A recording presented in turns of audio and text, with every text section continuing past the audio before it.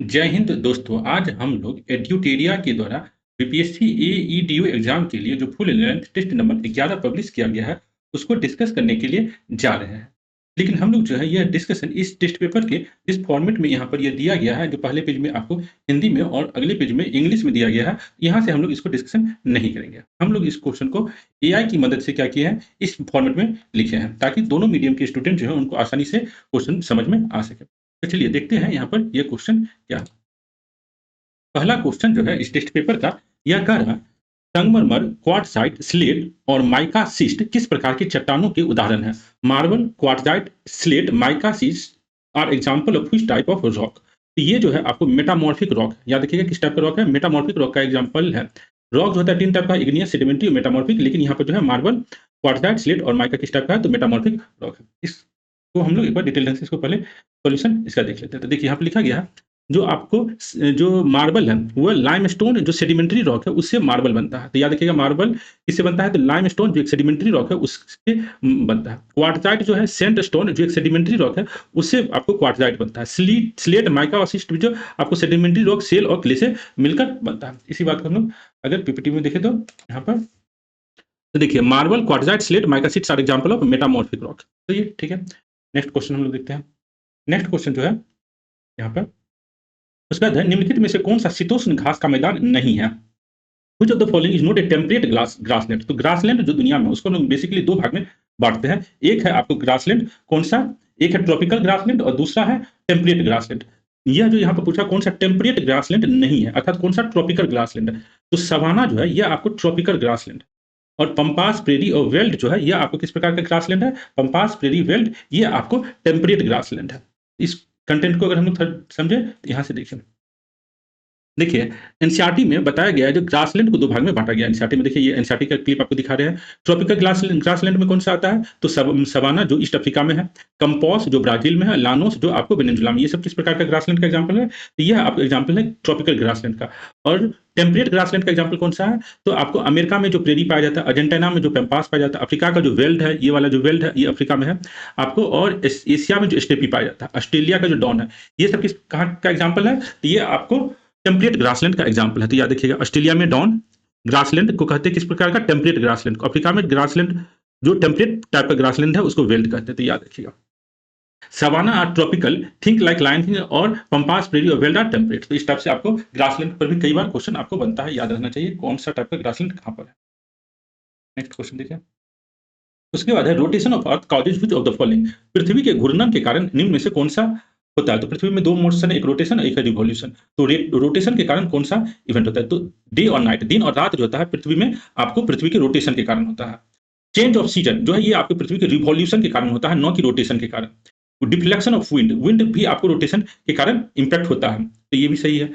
एपरिएंट movement of सन, सन जो हमें पूरब से पश्चिम की ओर दिखता है मूवमेंट, दिन और रात जो है सन का मूवमेंट, ये भी इस पृथ्वी के रोटेशन के कारण होता है। इसका आंसर क्या हो जाएगा, इसमें 1, 3 और 4 जो है आपको इसका करेक्ट आंसर हो जाएगा। और क्वेश्चन नंबर 4 का जो ऑप्शन है कौन सा हो जाएगा, क्वेश्चन नंबर 4 का 1, 2, 3, एक सेकेंड, जस्ट 1 मिनट, ये क्वेश्चन नंबर 3 है, ठीक है, ये क्वेश्चन नंबर 3 है और यहाँ पर आपका आंसर जो हो जाएगा बी हो जाएगा, ठीक है। एक बार हम लोग इस कंसेप्ट को भी थोड़ा सा समझें, तो ठीक है। यहाँ पर क्वेश्चन नंबर 4,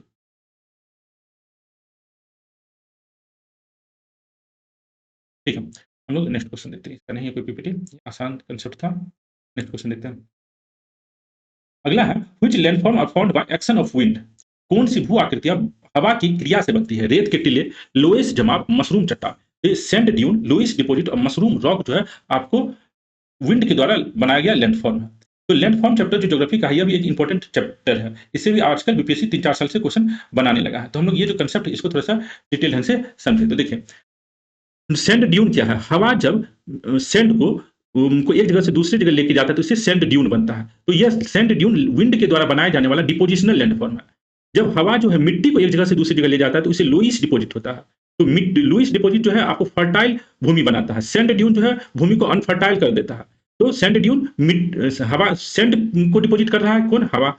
लुइस डिपॉजिट क्या है, मिट्टी को डिपॉजिट कर रहा है कौन, हवा। तो ये दोनों क्या हुआ, डिपोजिशनल लैंडफॉर्म।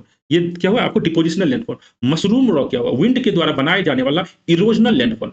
लैंडफॉर्म जो बनाता है वो दो टाइप में होता है, एक होता है इरोजनल लैंडफॉर्म और एक होता है डिपोजिशनल लैंडफॉर्म। तो आपको ये भी मालूम होना चाहिए जो यह जो नेचुरल फैक्टर है यह डिपोजिशनल लैंडफॉर्म है या इरोजनल लैंडफॉर्म। तो सैंड ड्यून और लुईस डिपॉजिट आपको डिपोजिशनल लैंडफॉर्म बाय विंड है, मशरूम रॉक जो है ये आपको इरोजनल लैंडफॉर्म है बाय विंड। तो ये जो पहले एक आपको पहाड़ जैसा था ये काट काट के मशरूम रॉक जैसे बना दिया, तो ये आपको समझ में आ गया होगा। तो which landforms are found by wind, तो ये आपको सैंड ड्यून, लुईस डिपॉजिट और मशरूम रॉक, तीनों में आपको समझ में आ गया। ये जो है लुईस डिपॉजिट बहुत ही फर्टाइल होता है, ये आपको फर्टाइल नहीं होता, ये तो आपको रॉक है, ये याद रखना होगा समझ में। उम्मीद है ये आपको आ गया होगा। नेक्स्ट क्वेश्चन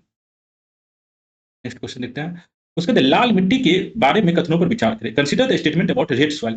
आयरन ऑक्साइड के कारण रंग लाल होता है, red colour due to iron oxide, तो यह पॉइंट आपको सही है। Deficient in nitrogen and humus, तो यह भी पॉइंट आपको यहाँ पर सही है।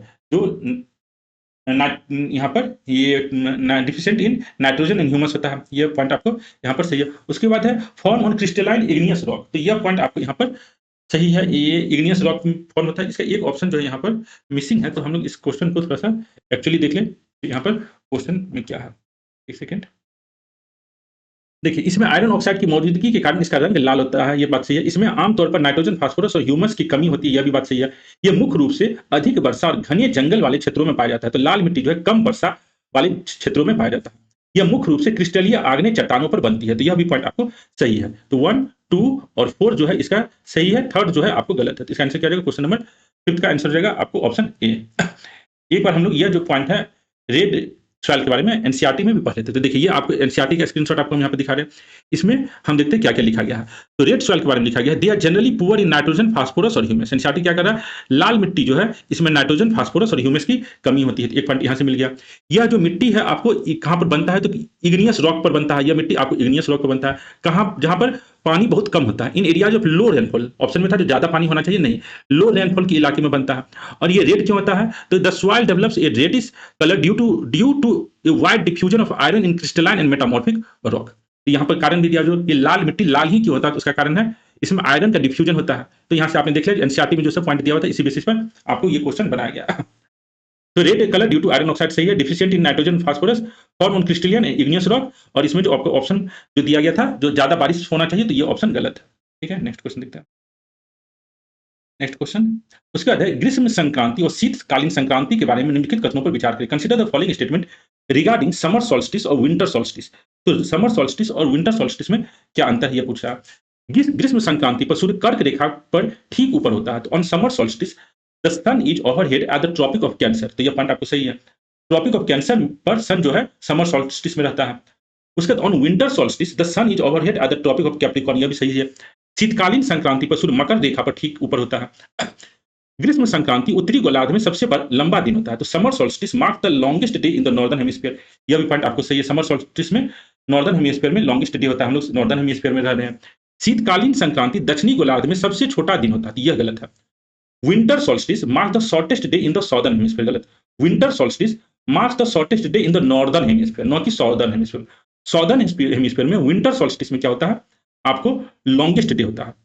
तो फोर्थ ऑप्शन यहाँ पर गलत है, इसका आंसर क्या जाएगा आपको क्वेश्चन नंबर, इसका आंसर क्वेश्चन नंबर कितना था, ये क्वेश्चन नंबर 6 का आंसर हो जाएगा आपको ऑप्शन ए। समझ में आ गया होगा। तो एक बार हम लोग इसको देखते हैं।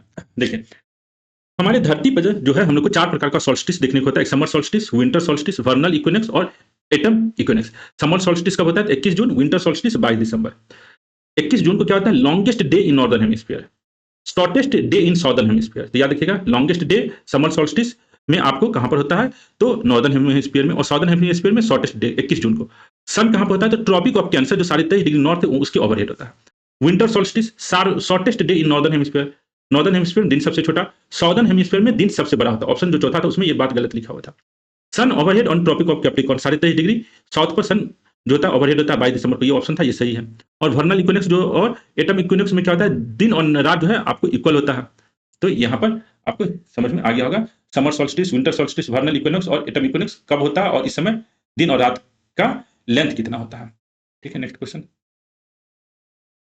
नेक्स्ट क्वेश्चन देखिए, उसके बाद कौन सा सक्रिय ज्वालामुखी नहीं है, which of the following is not an active volcano. यहाँ पर वोल्केनो का नाम दिया गया जो आपको याद रखना होगा, तो माउंट किलिमंजारो जो है आपको एक्टिव वोल्केनो नहीं है। माउंट इटना, माउंट विसियुस और स्ट्रोम्बोली जो है आपको एक्टिव वोल्केनो। ये देखिए इस वोल्केनो के बारे में, तो Kilimanjaro is dormant meaning it is sleeping. तो किलिमंजारो कहाँ पर है? तंजानिया, अफ्रीका में है। ये आपको डोरमेंट वॉल्केनो है।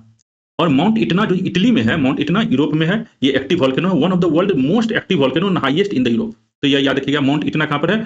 तो इटली में है, यूरोप में है। माउंट विसुवियस जो है यह भी आपको इटली में है, यूरोप में है, एक्टिव है, famous for the destruction of Pompeii. तो ये याद रखिएगा। और स्ट्रोम्बोली भी जो है आपको इटली में ही है, यह भी आपको एक एक्टिव वॉल्केनो है। इसको हम लोग lighthouse of Mediterranean Sea कहते हैं, due to near constant eruption. इससे बहुत ज्यादा इरप्शन होते रहता है स्ट्रोम्बोली, ठीक। इसको हम लोग lighthouse of Mediterranean Sea कहते हैं। तो ये याद रखिएगा। यहाँ पर माउंट किलिमंजारो जो तंजानिया, अफ्रीका में है, ये आपको कैसा है? डोरमेंट स्लीपिंग वॉल्केनो का एग्जाम्पल है। Next example, Niti La pass is located in which state? तो भारत में जो पासेज है, जोजिला, नीति पास, ये सारा पास आपको याद रखना है। नीतिला दर्रा किस राज्य में स्थित है? तो नीतिला दर्रा जो है आपको उत्तराखंड में स्थित है। नीतिला दर्रा कहाँ पर है? तो उत्तराखंड में स्थित है। तो देखिए यहाँ पर उत्तराखंड का मेन पास कौन है? माना पास, नीति पास, लिपुलेख, ये सब आपको कहाँ पर है? उत्तराखंड का पास है। सिक्किम में नाथुला, जलीपला, ये सब आप कहाँ पर? सिक्किम के पास है। तो कुछ पास का नाम हम आपको बता दिए हैं, आप लोग इसको जरूर याद कर लीजिएगा। यह जो हम डिस्कशन करें, इसका पूरा जो है आपको पीपीटी मिल जाएगा डिस्क्रिप्शन में, लिंक आप डाउनलोड कर सकते हैं, ठीक है। उसके बाद है, किस द्वीप समूह में 572 द्वीप है? तो किस द्वीप समूह में 572 द्वीप है? तो इसका आंसर हो जाएगा लक्षद्वीप में। जो लक्षद्वीप जो है वहां पर, जो लक्षद्वीप, इसका आंसर है अंडमान और निकोबार द्वीप में। अंडमान निकोबार द्वीप में 572 द्वीप है। आप लोग कमेंट करके बताइएगा लक्षद्वीप में टोटल कितने द्वीप है? एनसीईआरटी में बताया गया है। कुछ आइलैंड ग्रुप हैज 572 द्वीप आइलैंड। तो इसका आंसर है आपको अंडमान निकोबार में, ठीक है। लक्षद्वीप में कितने हैं? तो 36 कोरल आइलैंड है। याद रखिएगा, Lakshadweep is a group of 36 coral island in the Arabian Sea. Lakshadweep में 36 है और आपको अंडमान निकोबार में 572 है,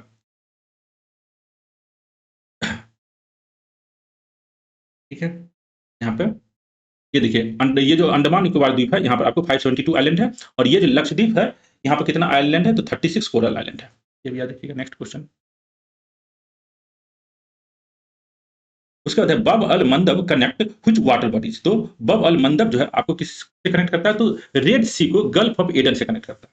रेड सी को किससे कनेक्ट करता है? तो गल्फ ऑफ एडन से बब अल मंदब कनेक्ट करता है। यहाँ देखिए एक मिनट, हम लोग यहाँ पर ये सारा देखिए, बब अल मंदब कहाँ? ये है आपको रेड सी, और ये है गल्फ ऑफ एडन। यहाँ पर बब अल मंदब, यहाँ पे देखिए, इसमें गूगल मैप में अच्छी तरीके से, ये इसको हम लोग रेड सी कहते हैं, इसको क्या कहते हैं? Gulf of Aden. यहाँ बब अल मंदब है।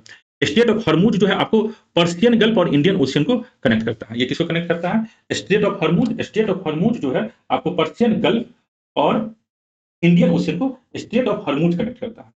और आपको जो ये मेडिटेरियन सी है और ब्लैक सी, मेडिटेरियन और ब्लैक सी के बीच में आपको बोसोफेरस स्टेट आता है। तो यहाँ पे देखिए ब्लैक सी, और यहाँ पर ये मेडिटेरियन सी है, इसके बीच में पहले यहाँ बोसोफेरस स्टेट आता है, ये दिख रहा होगा आपको इमेज। उसके बाद सी ऑफ मरमरा आता है, फिर स्टेट ऑफ डार्डेनल्स आता है, फिर एजियन सी आता है, जिसको हम एजियन सी कहते हैं, फिर आपको मेडिटेरियन सी आता है। तो ब्लैक सी और मेडिटेरियन सी के बीच में पहले बोसोफेरस सी, फिर सी ऑफ मरमरा, फिर डार्डेनल्स स्टेट आता है। तो ये भी याद रखिएगा। उसके बाद ये तो रेड सी और गल्फ ऑफ एडन के बीच में बब अल मंदब आता है, ये तो आपको समझा ही दिया, यहाँ पर दिखा दिए। पर्सियन गल्फ और अरेबियन सी के बीच में आपको स्टेट ऑफ हरमुज आ रहा है, ये भी आपको यहाँ पर दिख रहा होगा। और मेडिटेरियन सी और रेड सी, ये जो रेड सी, ये जो मेडिटेरियन सी है और रेड सी के बीच में आपको क्या है? ये आपको स्वेज नहर है। स्वेज नहर कब बना? तो जिस साल महात्मा गांधी का जन्म हुआ है 1869, याद रखिएगा, महात्मा गांधी के जन्म के समय ही आपको स्वेज नहर बना है, ठीक है। ये आपको समझ में आ गया। नेक्स्ट क्वेश्चन देखिए, उसका which of the following is scalar quantity? कौन सा एक अदिश राशि है? तो वेलोसिटी, डिस्प्लेसमेंट, फोर्स जो है आपको वेक्टर क्वांटिटी है, स्केलर नहीं है। वेक्टर में आपको मैग्नीट्यूड और डायरेक्शन दोनों होता है। तो स्पीड जो है ये आपको एक स्केलर क्वांटिटी है, चाल जो है एक अदिश राशि है, ठीक है। उसके बाद है, विद्युत धारा की इकाई क्या है? The unit of electric current. तो करंट, इलेक्ट्रिक करंट का इकाई क्या है? एम्पियर। वोल्ट किसका है? तो पोटेंशियल डिफरेंस का। ओम किसका है? तो रेजिस्टेंस का। कूलम्ब किसका है? चार्ज का। तो यहाँ पर पूछा इलेक्ट्रिक करंट, तो इसका आंसर क्या हो जाएगा? ऑप्शन सी हो जाएगा। उसके बाद है, लाइट ट्रेवल्स फास्टेस्ट। तो लाइट आपको सबसे ज्यादा कहाँ पर ट्रेवल करता है? तो एयर में, वाटर में नहीं, ग्लास में नहीं, डायमंड में नहीं, ठीक है। ये सब बहुत आसान कंसेप्ट है, तभी इसको हम आपको दिखा देते हैं। देखिए, स्केलर क्वांटिटी में क्या होता है? केवल मैग्नीट्यूड होता है, और वेक्टर में मैग्नीट्यूड प्लस डायरेक्शन होता है। स्पीड जो है वो एक स्केलर क्वांटिटी है, बाकी आपको फोर्स, डिस्प्लेसमेंट और वेलोसिटी जो है आपको कैसा क्वांटिटी है? तो वेक्टर क्वांटिटी है। लाइट जो है आपको एयर में सबसे ज्यादा फास्ट चलता है, एयर या वैक्यूम में खाली जितना रहेगा उतना लाइट स्पीड में चलेगा। यूनिट ऑफ इलेक्ट्रिक करंट क्या है? एम्पियर है, ठीक है। उसके बाद अगला क्वेश्चन क्या है? Device used to measure potential difference. तो पोटेंशियल डिफरेंस अगर हमको मेजर करना है, तो कौन सा यूनिट, कौन सा इक्विपमेंट हम लोग यूज करेंगे? आमीटर नहीं करेंगे, आमीटर से करंट मेजर करते हैं। वोल्ट मीटर से क्या करते हैं? विभवांतर मेजर करते हैं, विभवांतर को भी पोटेंशियल कहते हैं। तो इसका आंसर क्या रहेगा? Option B. गैल्वेनोमीटर से भी हम लोग करंट ही मेजर करते हैं, लेकिन बहुत ही स्मॉल अमाउंट का करंट और डायरेक्शन। तो गैल्वेनोमीटर आमीटर दोनों जो है करंट मेजर करने के लिए है। गैल्वेनोमीटर बहुत ही small amount of current measure करने के लिए करते हैं, और आमीटर जो है practical day to day life का जो करंट है उसको मेजर करते हैं। हाइग्रोमीटर से हम लोग क्या मेजर करते हैं? तो यहाँ पर देखिए, देखिए हाइग्रोमीटर से रिलेटिव ह्यूमिडिटी जो है ये हमारे इन्वायरमेंट में है, हमारे सराउंडिंग उसको मेजर करते हैं। इसको इलेक्ट्रिसिटी से कोई मतलब हाइग्रोमीटर को नहीं है। ह्यूमिडिटी और मॉइस्चर इन एयर हम लोग किससे मेजर करते हैं? तो हाइग्रोमीटर से। स्मॉल इलेक्ट्रिक करंट हम लोग किससे मेजर करते हैं? तो गैल्वेनोमीटर से यूज करते हैं। और वोल्ट से जो है पोटेंशियल डिफरेंस हम लोग किससे मेजर करते हैं? तो वोल्टमीटर से। और इलेक्ट्रिक करंट जो है आमीटर से हम लोग मेजर करते हैं। ठीक है। उसके बाद है कौन सा विषमांग मिश्रण है? Which is a heterogeneous mixture. तो मिक्सचर जो होता है दो टाइप का होता है, एक होता है होमोजेनियस मिक्सचर और एक होता है हेटेरोजेनियस मिक्सचर। तो होमोजेनियस मिक्सचर जो है आपको साल्ट वाटर जो एक होमोजेनियस मिक्सचर है। विनेगर ये कंपाउंड है, तो ये क्या है आपको होमोजेनियस मिक्सचर। एयर जो है इन जनरल अगर हम एयर के जो नाइट्रोजन ऑक्सीजन की अगर बात करें तो ये होमोजेनियस मिक्सचर है। लेकिन अगर एयर में वाटर और डस्ट को भी कंसिडर कर ले तो वो एक हेटेरोजेनियस मिक्सचर हो जाता है। तो एयर जो है इन जनरल होमोजेनियस मिक्सचर माना जाता है। लेकिन ऑयल और वाटर, तेल और पानी का मिश्रण जो है यह किस प्रकार का है? मिक्सचर, तो हेटेरोजेनियस मिक्सचर है। तो यहाँ पर इसका आंसर क्या हो जाएगा? आपको ऑप्शन डी हो जाएगा। तेल और पानी का मिश्रण जो है आपको किस प्रकार का मिक्सचर है? तो ये आपको हेटेरोजेनियस मिक्सचर है। देखिए heterogeneous means different kind. In salt water salt dissipate that is uniform. In soil and water you can clearly see two separate layer, they don't blend. तो ये जो है आपको हेटेरोजेनियस मिक्सचर का एग्जांपल है। उसका एटॉमिक नंबर रिप्रेजेंट, तो किसी एटम का जो एटॉमिक नंबर होता है वो क्या रिप्रेजेंट करता है? Number of proton in the nucleus. Number of electron नहीं रिप्रेजेंट करता। इलेक्ट्रॉन तो आपको केमिकल रिएक्शन के समय चेंज होते रहता है। नंबर ऑफ प्रोटॉन फिक्स होता है किसी भी एटम का, वो चेंज नहीं होता। किसी भी एटम का जो है न्यूट्रॉन जो है वो चेंज हो सकता है। हम लोग आइसोटॉप के बारे में जानते हैं, हाइड्रोजन के isotope. Atomic number represent number of proton. ठीक है। उसके बाद मिट्टी के तेल में कौन सा धातु रखा जाता है? Which metal is stored in kerosene. तो यह जो है आपको सोडियम को हम लोग केरोसिन में रखते हैं। सोडियम बहुत ही ज्यादा एक्टिव मेटल होता है, इसलिए हम लोग इसको कहां पर रखते हैं? केरोसिन में रखते हैं। Sodium is incredibly thirsty, it reacts explosively with water and even moisture in the air. तो सोडियम जो है उसको हम लोग पानी में क्यों रखते हैं? क्योंकि अगर it reacts sodium is it reacts explosively with ने केरोसिन में क्यों रखते हैं? फुल्ली मेटल इन केरोसिन में क्यों रखते हैं? क्वेश्चन है कि सोडियम को हम लोग केरोसिन में क्यों रखते हैं? अगर इसको पानी में रखेंगे या एयर में रखेंगे तो एयर में भी जो मॉइस्चर है उसी ये रिएक्ट कर जाएगा। We store it in oil kerosene to keep it safe और ड्राई। तो सोडियम जो है sodium is so soft you can actually cut it with butter knife. तो सोडियम जो है बहुत ही सॉफ्ट होता है, वो बटर नाइफ से भी कर सकता है इसलिए। और ये बहुत ही ज्यादा एक्टिव होता है, केमिकली रिएक्टिव होता है, इसलिए इसको हम लोग केरोसिन में रखते हैं। ठीक है। नेक्स्ट क्वेश्चन, इसका आंसर क्या रहेगा? सोडियम को हम लोग केरोसिन रखते हैं। ये भी समझ में आ ही गया होगा। एक second. The number of proton is the identity card of element. If you change the proton you change the element entirely. ये बात मैं आपको बता दिया है। ये भी समझ में आएगा केरोसिन के बारे में, सोडियम को क्यों यूज करते हैं। नेक्स्ट क्वेश्चन देखते हैं। नेक्स्ट क्वेश्चन जो है functional unit of kidney. Biology का क्वेश्चन है। तो किडनी ब्रिक और किडनी का क्रियात्मक इकाई क्या है? तो न्यूरॉन जो है हमारा नहीं है, नेफ्रॉन जो है यह आपको किडनी का फंक्शनल यूनिट है। इसका आंसर क्या रहेगा? Nephron. Nephron is functional unit of kidney.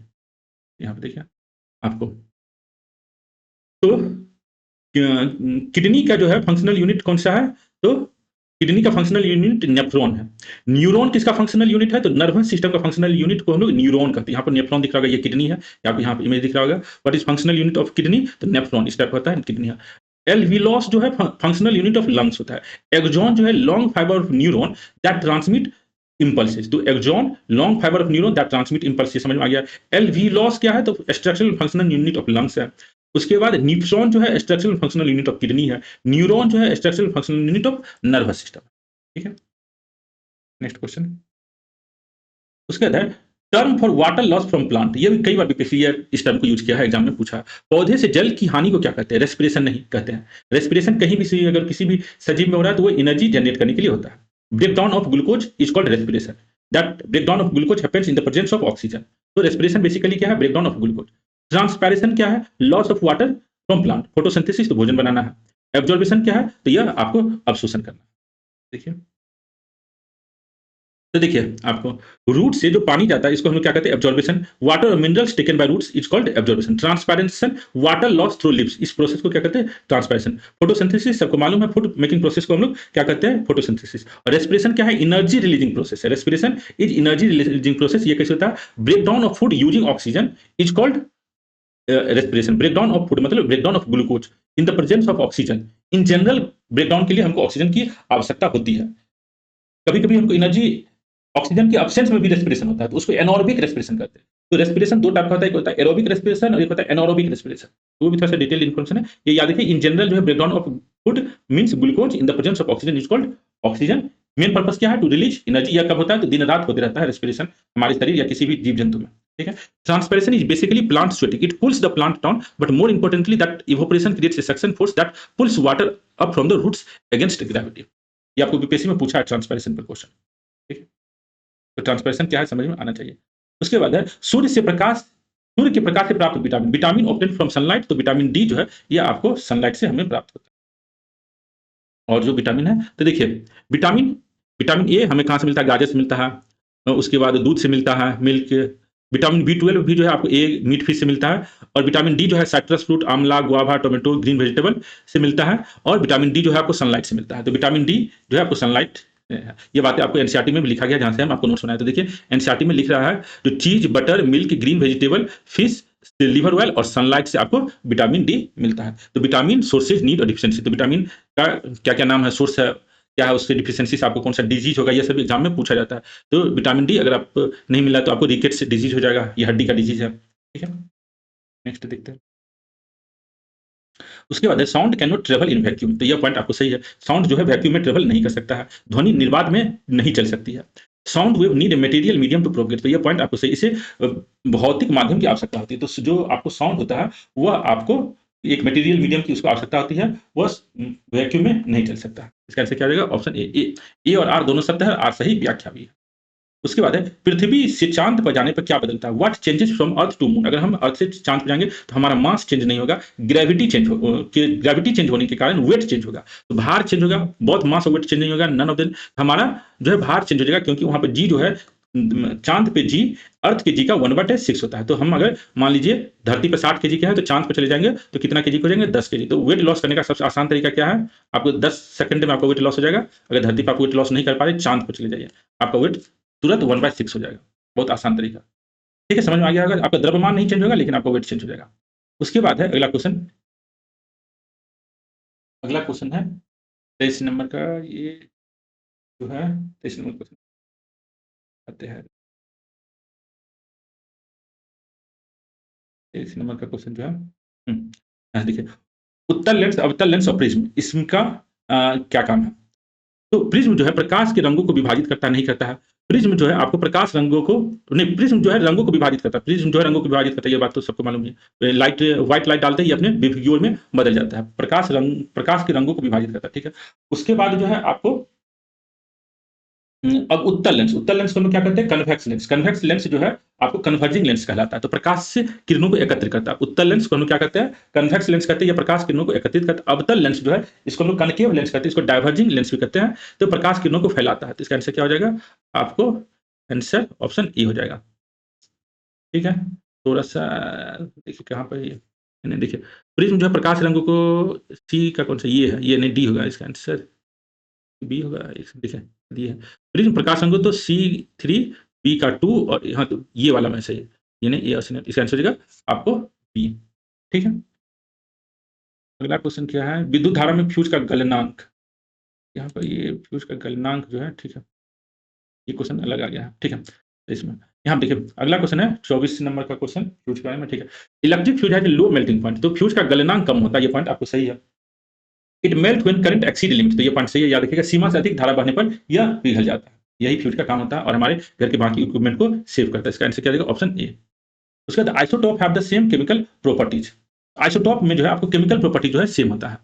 समस्थानिकों के रासायनिक गुण समान होते हैं, इलेक्ट्रॉनों की संख्या समान होती है, दे have the same number of electron. तो यह पॉइंट आपको सही है। जो आइसोटोप के बारे में दोनों पॉइंट सही है। इसका आंसर क्या रहेगा ऑप्शन ए हो जाएगा, ठीक है।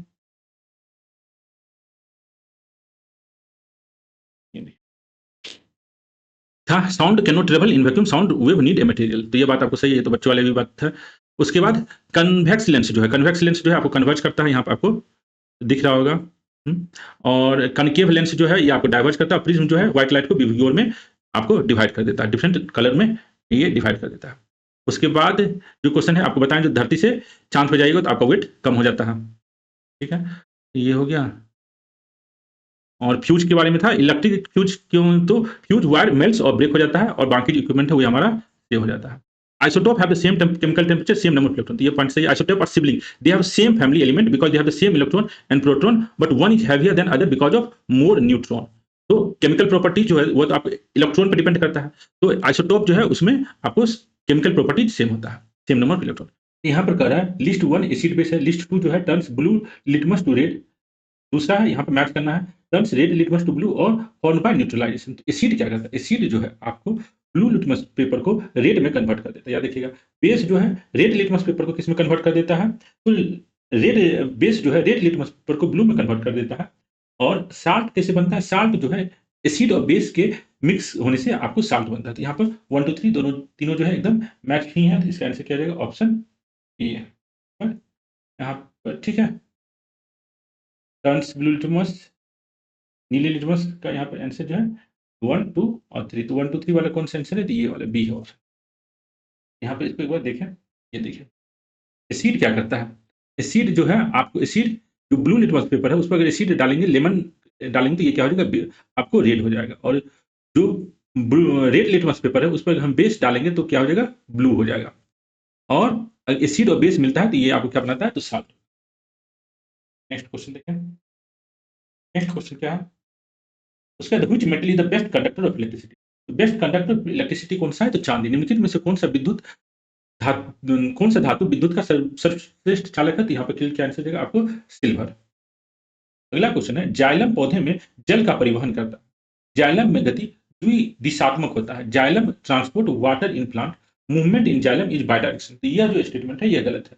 आपको जाइलम जो है बायडायरेक्शनल नहीं है, जाइलम आपको यूनिडायरेक्शनल है, और जाइलम वाटर ट्रांसपोर्ट करता है, यह पॉइंट आपको सही है। इसमें आंसर क्या आ जाएगा आपको, A is true or is false. A जो है आपको सत्य है और आर जो है असत्य है। यहाँ पर देखिए, अगर कंडक्टिविटी रैंकिंग में सिल्वर जो है आपको चांदी सबसे नंबर पे है, 1 पे, उसके बाद कॉपर आता है और उसके बाद एल्युमिनियम आता है।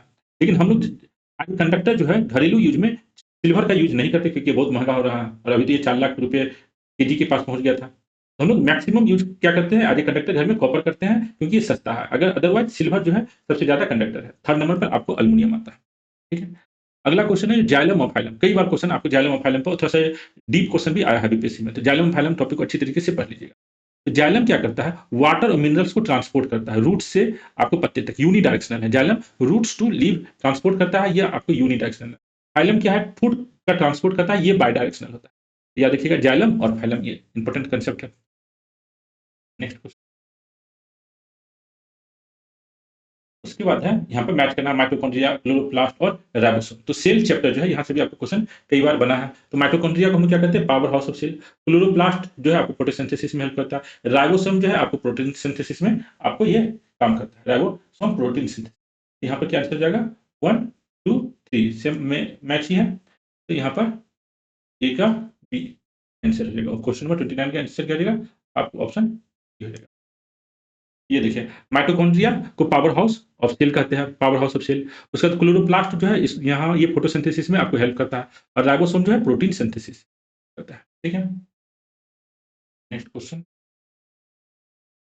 नेक्स्ट क्वेश्चन है which is an example of asexual reproduction. तो दो टाइप का रिप्रोडक्शन होता है, एक होता है एसेक्सुअल रिप्रोडक्शन, एक होता है सेक्सुअल रिप्रोडक्शन। तो यहाँ एसेक्सुअल रिप्रोडक्शन का एग्जांपल कौन है, बर्डिंग इन ईस्ट जो है आपको एसेक्सुअल रिप्रोडक्शन का एग्जांपल है। फर्टिलाइजेशन इन फ्लावर, ह्यूमन रिप्रोडक्शन और पॉलिनेशन, ये सब जो है आपको सेक्सुअल रिप्रोडक्शन का भाग है। ये देखिए, बडिंग इस तरीके से टूट टूट के जो आपको ईस्ट में एक नया ईस्ट बनता है, इसी को हम क्या कहते हैं, बडिंग कहते हैं। और ये जो बडिंग के थ्रू जो रिप्रोडक्शन हो रहा है, ये क्या है, ये सेक्सुअल रिप्रोडक्शन है। याद रखिएगा, ईस्ट में बडिंग के थ्रू जो रिप्रोडक्शन होता है वो किस प्रकार का रिप्रोडक्शन है, तो वो ये सेक्सुअल रिप्रोडक्शन। उसका कहते हैं which of the Chola king conquered the whole of the Ceylon. किस चोल राजा ने संपूर्ण सीलोन पर विजय प्राप्त किया था। यह एक इंपॉर्टेंट है, जो चोल वंश में कौन राजा था जो पूरे चोला पर अटैक करके मिला लिया था। इसका आंसर क्या है? आपको राजेंद्र वन चोला। राजेंद्र वन चोला जो है, ये आपको पूरे श्रीलंका पर विजय प्राप्त करके अपने चोल साम्राज्य में मिला लिया था। तो इसका आंसर क्या रहेगा? ऑप्शन सी हो जाएगा। तो ये जो चोल साम्राज्य को हम लोग थोड़ा-सा समझें। तो देखिए, चोल साम्राज्य में का जो संस्थापक है, मध्यकालीन चोला साम्राज्य का संस्थापक कौन था? तो विजयालय। ये कब स्थापना करता है? 850। याद रखिएगा। इसमें जो आपको एक इंपॉर्टेंट राजा होता है, वो कौन है? राजेंद्र वन। राजेंद्र वन जो है, आपको पूरे साउथ ईस्ट एशिया पर कॉन्क्वेस्ट करता है। इसका टाइम पीरियड क्या है? 10 से 14 से लेके 10 से 44, 10 से 14 से लेके 10 से 44 इसका टाइम पीरियड है। इससे पहले जो है नॉर्दर्न श्रीलंका पर कौन अटैक करता है? तो नॉर्दर्न श्रीलंका को अपने कब्जा में मिलाता है राजेंद्र वन के पिताजी राजा राज वन। राजेंद्र वन के पिताजी राजा राज वन जो है नॉर्दर्न श्रीलंका पर को अपने साम्राज्य में मिलाता है। राजेंद्र वन जो है पूरे श्रीलंका को अपने साम्राज्य में मिला लेता है। राजा राज वन से पहले पहली बार कौन चोला राजा था जो आपको श्रीलंका पर अटैक किया? तो यह है आपको प्रांतक वन। प्रांतक वन पांडियन किंग को पीछा करते हुए ये श्रीलंका पर अटैक किया था। तो प्रांतक वन जो है आपको पहली बार श्रीलंका पर अटैक किया था। उसके बाद राजा राज वन जो है नॉर्दर्न श्रीलंका को कॉन्क्वेस्ट किया, और उसके बाद राजेंद्र वन जो है ये आपको क्या किया? पूरे श्रीलंका को कॉन्क्वेस्ट किया। ठीक है, ये थोड़ा सा आपको चोला डायनेस्टी का टाइमलाइन यहाँ पर आपको समझ में आ गया। नेक्स्ट क्वेश्चन यहाँ पर देख लेते हैं, जो ऑप्शन में दिया गया आदित्य वन, राजा वन और राजेंद्र वन और विजयालय। इस सबको भी एक बार अगर हम लोग यहाँ पर देखें तो इन लोग का टाइम पीरियड क्या है ऑप्शन में दिया गया है, तो इसको आप लोग जरूर देख लें। देखिए, आपको विजयालय, तो विजयालय चोला जो है आपको मध्यकालीन चोला का संस्थापक है। 850 से लेके 871 तक इसका टाइम पीरियड है। उसके बाद आदित्य वन का टाइम पीरियड क्या है? 871 से लेके 907। विजयालय चोला के बाद आदित्य वन ही आता है। उसके बाद जो है आपको 907 के बाद प्रांतक वन आता है। प्रांतक वन जो पहली बार श्रीलंका में जाके अटैक करने की कोशिश करता है, ये प्रांतक वन का टाइम पीरियड है। प्रांतक वन के बाद जो है आपको राजा राज वन 985 से 1014 यहाँ पर टाइम क्वेश्चन में था। राजा राजा वन का ही बेटा आपको राजेंद्र वन। ऑप्शन में कौन-कौन सा राजा का नाम था? विजयालय चोला जो फाउंडर है, फिर उसके बाद आदित्य वन का नाम दिया गया और राजा राज वन का नाम दिया गया और राजेंद्र वन का नाम दिया गया। तो यहाँ आंसर क्या हो जाएगा? आपको राजेंद्र वन हो जाएगा। ठीक है, जिसका टाइम पीरियड क्या था? 10 से 14 से लेकर 10 से 44। ठीक है, ये ऑप्शन भी इसमें जो राजा का नाम दिया था वो भी आपको समझ में आ गया। उसके बाद निम्न में से किसने मोहम्मद गजनी के हमले के बाद सोमनाथ मंदिर का पुनर्निर्माण करवाया था? तो सोमनाथ मंदिर पर 10 से 26 ईस्वी में अटैक हुआ था। याद रखिएगा, कई बुक में आपको 10 से 25 भी देखने को मिल जाता है, 10 से 25 में अटैक नहीं हुआ था। अभी हम लोग डिटेल ढंग से इसको समझेंगे। तो सोमनाथ मंदिर पर मोहम्मद गजनी जो है कब अटैक किया था? 10 से 26 ईस्वी में अटैक किया था। उस समय जो सोलंकी राजा यहाँ पर शासन कर रहा था उसका नाम क्या था? भीमदेव वन।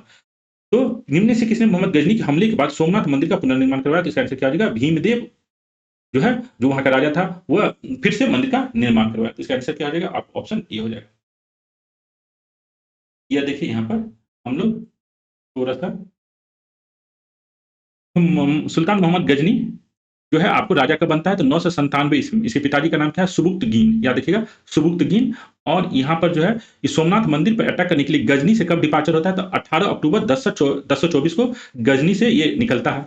उसके बाद मुल्तान पहुँचता है आपको 26 नवंबर 1025 में, और अराइवल होता है इसका सोमनाथ में कब? तो 6 जनवरी 1026। इस तरीके से आप देख सकते हैं, जो गजनी से मुल्तान होते हुए, डेजर्ट होते हुए सोमनाथ पहुँचता है कब? 6 जनवरी 1026, और ये सोमनाथ पर अटैक करता है।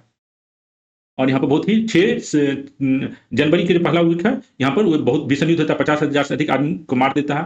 पुजारी जो है इस मंदिर को बचाने के लिए भारी धन का भी प्रस्ताव करता है। ये क्या करता है? शिवलिंग को तोड़ता है और मंदिर के खजाने को खाली करके चला जाता है। तो ये कहानी है आपको मोहम्मद गजनी का। इसका देहांत कब होता है? तो 30 अप्रैल 1930 को 59 साल की एज में देहांत हो जाता है। इसी समय ये है जहाँ से मैंने ये आपको बनाया है, इसी बुक का ये इन्फॉर्मेशन दिया गया है, जो 6 जनवरी 1026 को ये पहुँच जाता है आपको सोमनाथ मंदिर को अटैक करके गिराने के लिए।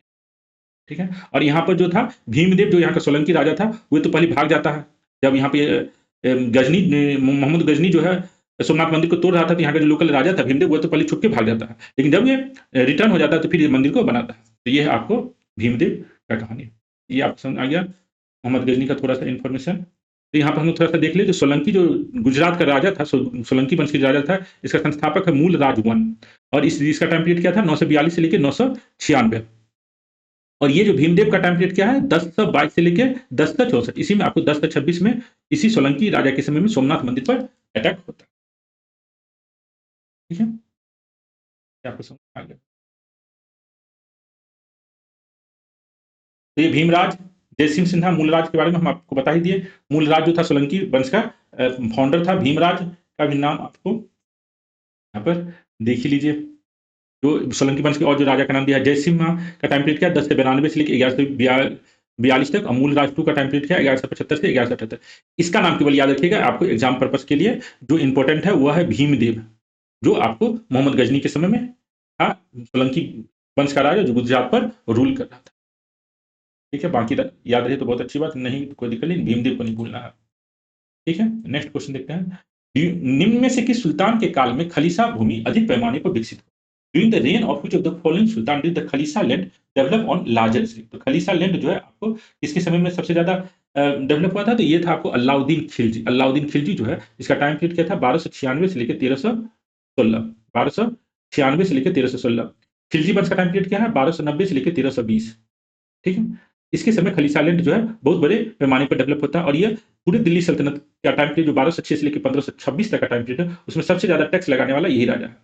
यहाँ पे आंसर क्या रहेगा आपको, अलाउद्दीन खिलजी। हम लोग यहाँ फिरोज शाह तुगलक का टाइम पीरियड देख लेते हैं, तो 1351 से लेकर 1388 यह तुगलक वंश का है। मोहम्मद बिन तुगलक 1325 से लेकर 1351। गयासुद्दीन तुगलक जो है 1266 से लेकर 1288 एज ए किंग, और 1246 से लेकर 1266 एज ए किंग मेकर। तो ये भी बलबन का भी नाम याद रखना है, टाइम पीरियड 1266 से लेकर 1286 एज ए किंग, और 1246 से लेकर 1266 एज ए किंग मेकर।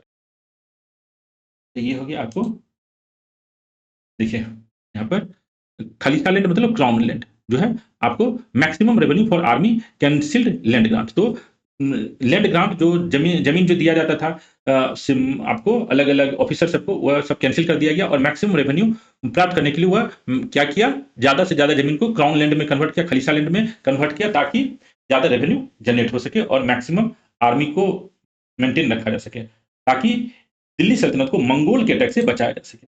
यह है आपको अलाउद्दीन खिलजी का आंसर रहेगा। ठीक है, अगला है which of the following place was the birth place of Guru Nanak? तो गुरु नानक का बर्थ प्लेस कौन सा है? तो नानकाना साहब। गुरु नानक का बर्थ प्लेस कहां पर है? तो नानकाना साहब। इनका जन्म जो है कब हुआ था? तो 1469 में नानकाना साहब में इनका जन्म हुआ था। पंजाब के तलवंडी नामक स्थान पर गुरु नानक का जन्म हुआ था। उनके समान में आगे चल के स्थान का नाम नानकाना साहब पड़ गया। यह स्थान वर्तमान में पाकिस्तान के पंजाब प्रांत में है।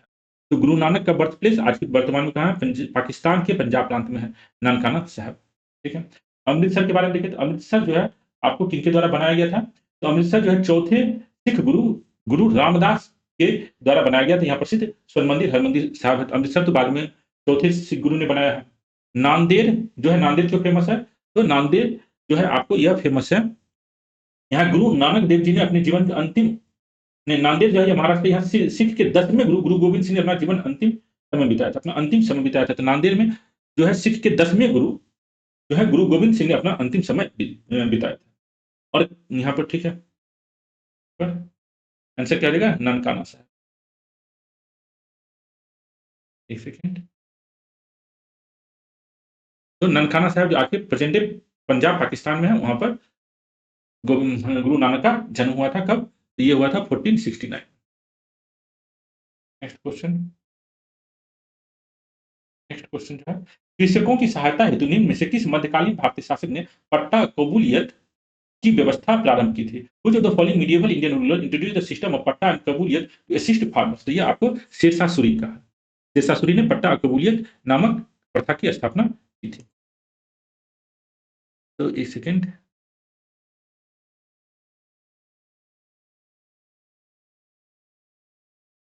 तो पट्टा का क्या मतलब हुआ? टाइटल डीड, गवर्नमेंट के द्वारा एक डीड, एक डॉक्यूमेंट दिया जाता था।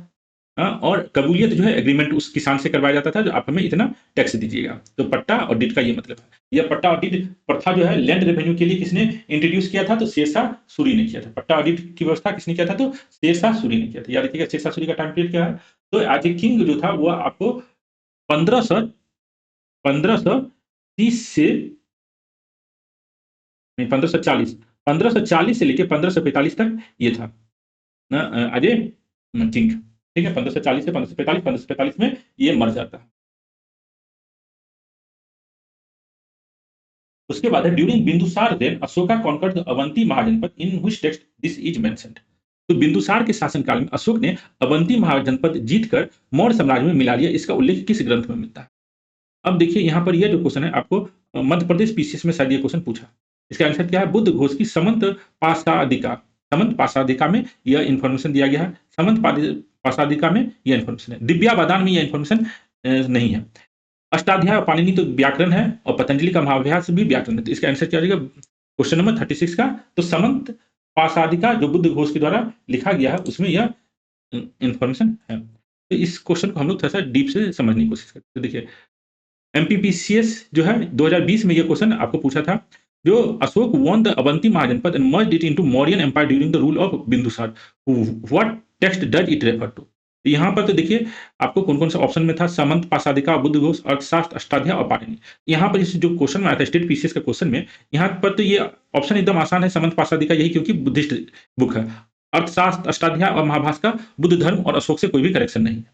लेकिन यहाँ पर जो हम लोग को एडिटोरिया ने एक ऑप्शन दिया है दिव्य बादना का, तो दिव्य बादना के साथ थोड़ा कंफ्यूजन हो सकता है। लेकिन अगर हम लोग देखें अवंती का स्टोरी, तो अवंती जो है आपको शिशुनाग के द्वारा मगध साम्राज्य में मिलाया गया था। अवंती किसके द्वारा मगध साम्राज्य में मिलाया गया था? शिशुनाग के द्वारा मिलाया गया था। उसके बाद ही वह शिशुनाग वंश की स्थापना करता है। बहुत सारे बुक में आपको ये इन्फॉर्मेशन नहीं मिलेगा जो अवंती को अशोक ने मगध में मिलाया है।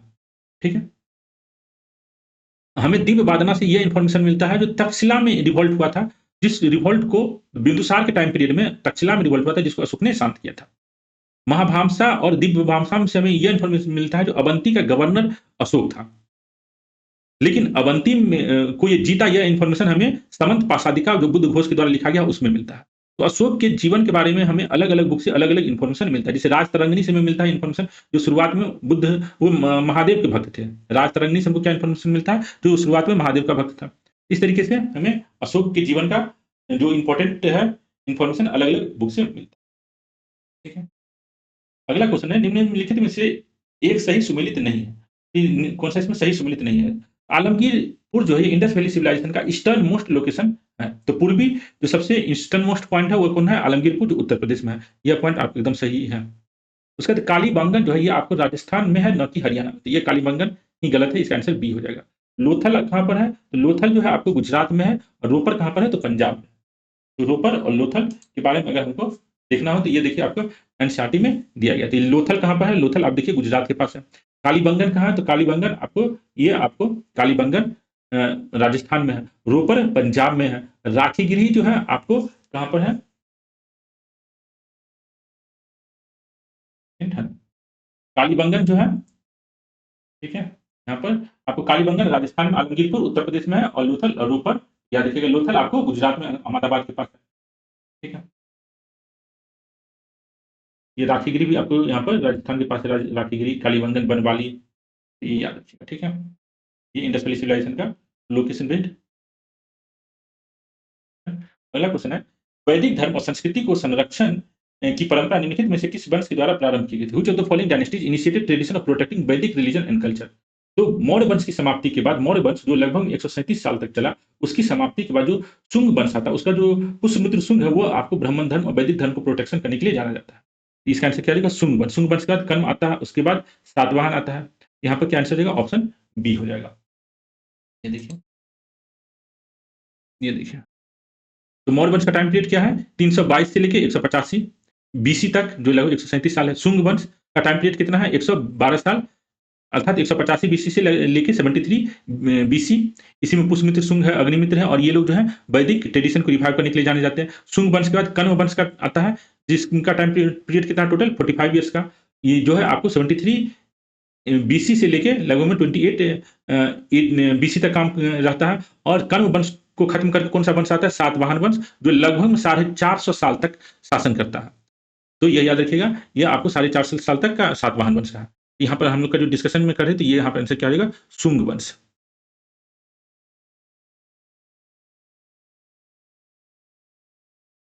उसके बाद है निम्नलिखित में से कौन सा सही सुमेलित है? Which of the following is correct match? तो फर्स्ट एंग्लो मैसूर वॉर जो आपको 1767 टू 1769 में हुआ था।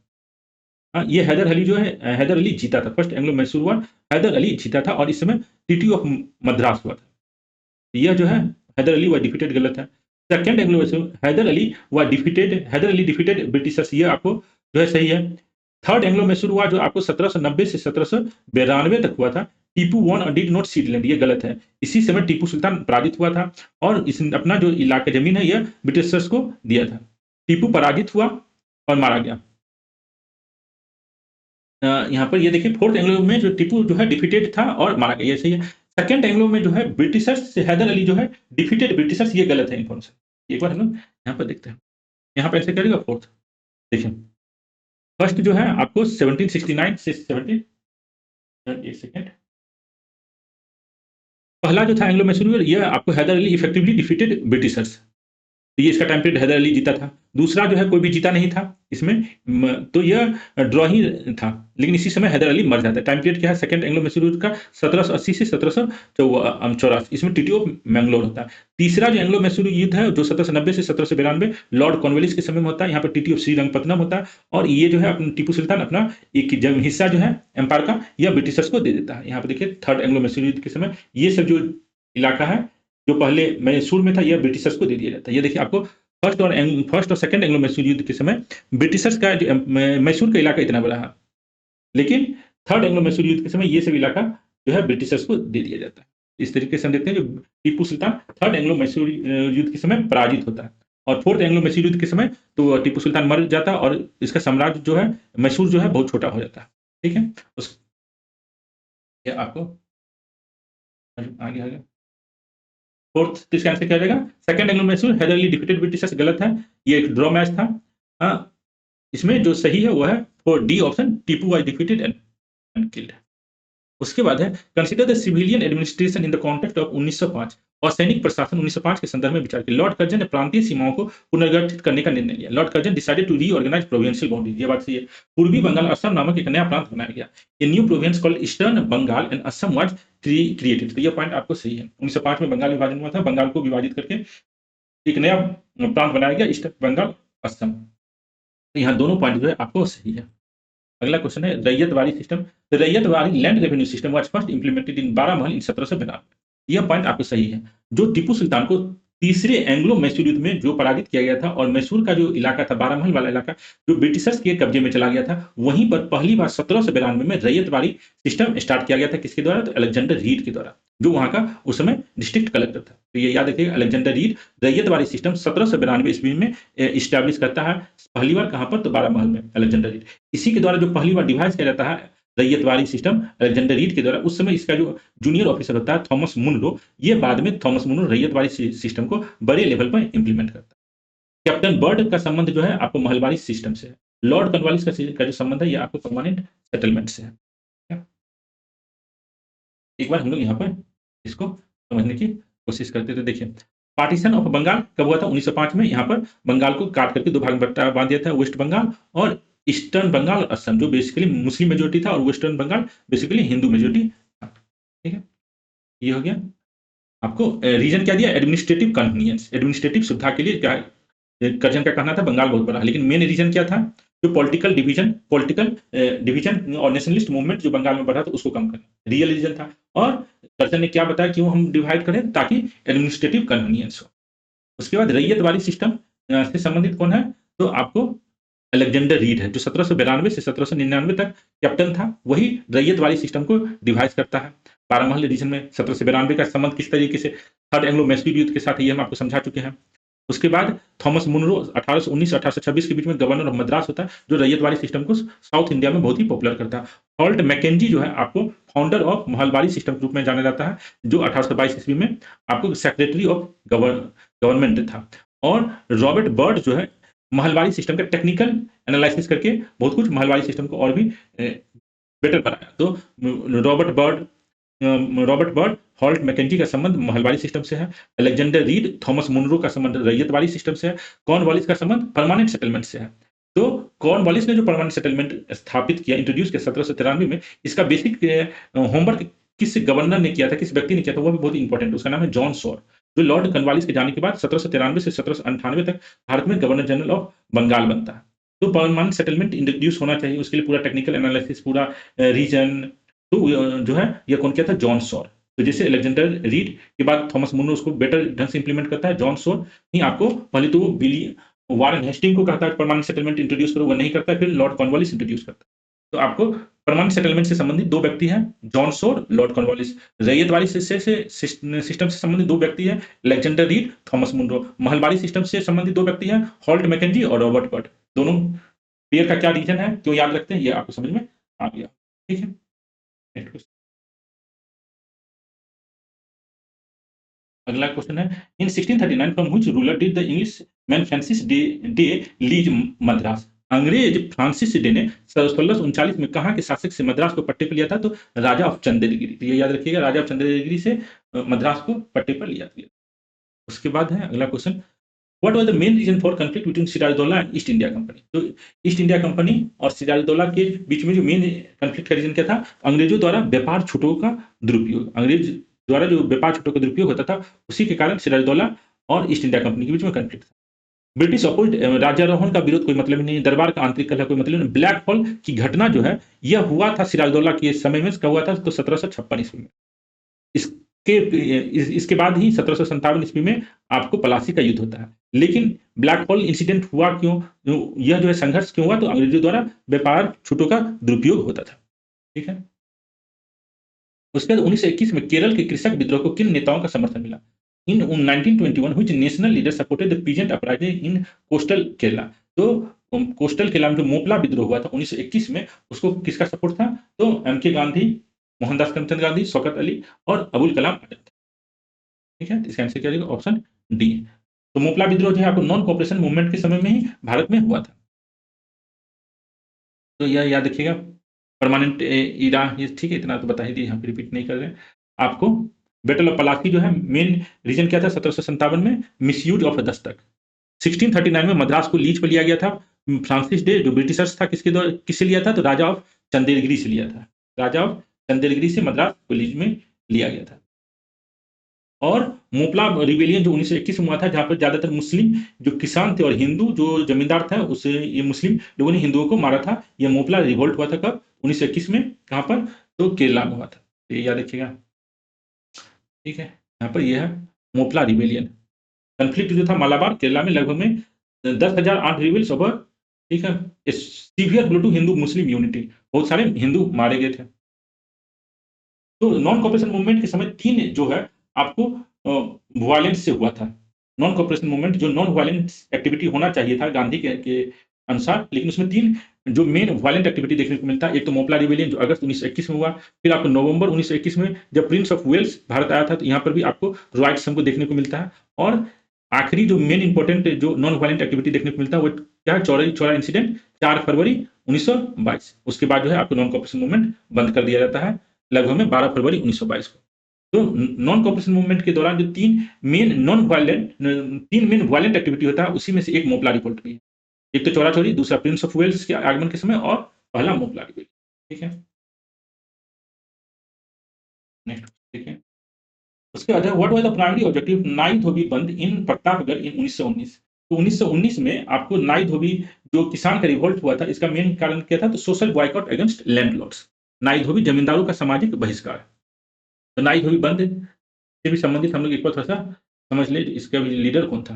तो देखिए, नाई धोबी बंद का लीडर जो है बाबा रामचंद्र, याद रखिएगा। इससे बाद में इससे जो रिवोल्ट हुआ था, इससे जवाहरलाल नेहरू भी इससे जुड़े थे प्रतापगढ़ में।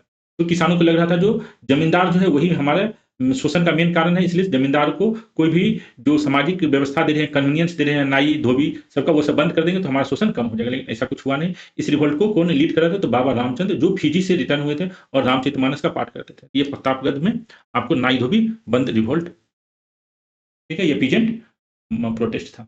ए social boycott movement led by peasantry against oppressive landlords in Pratapgarh, Uttar Pradesh. ये याद रखिएगा, नाई धोबी बंद। नेक्स्ट,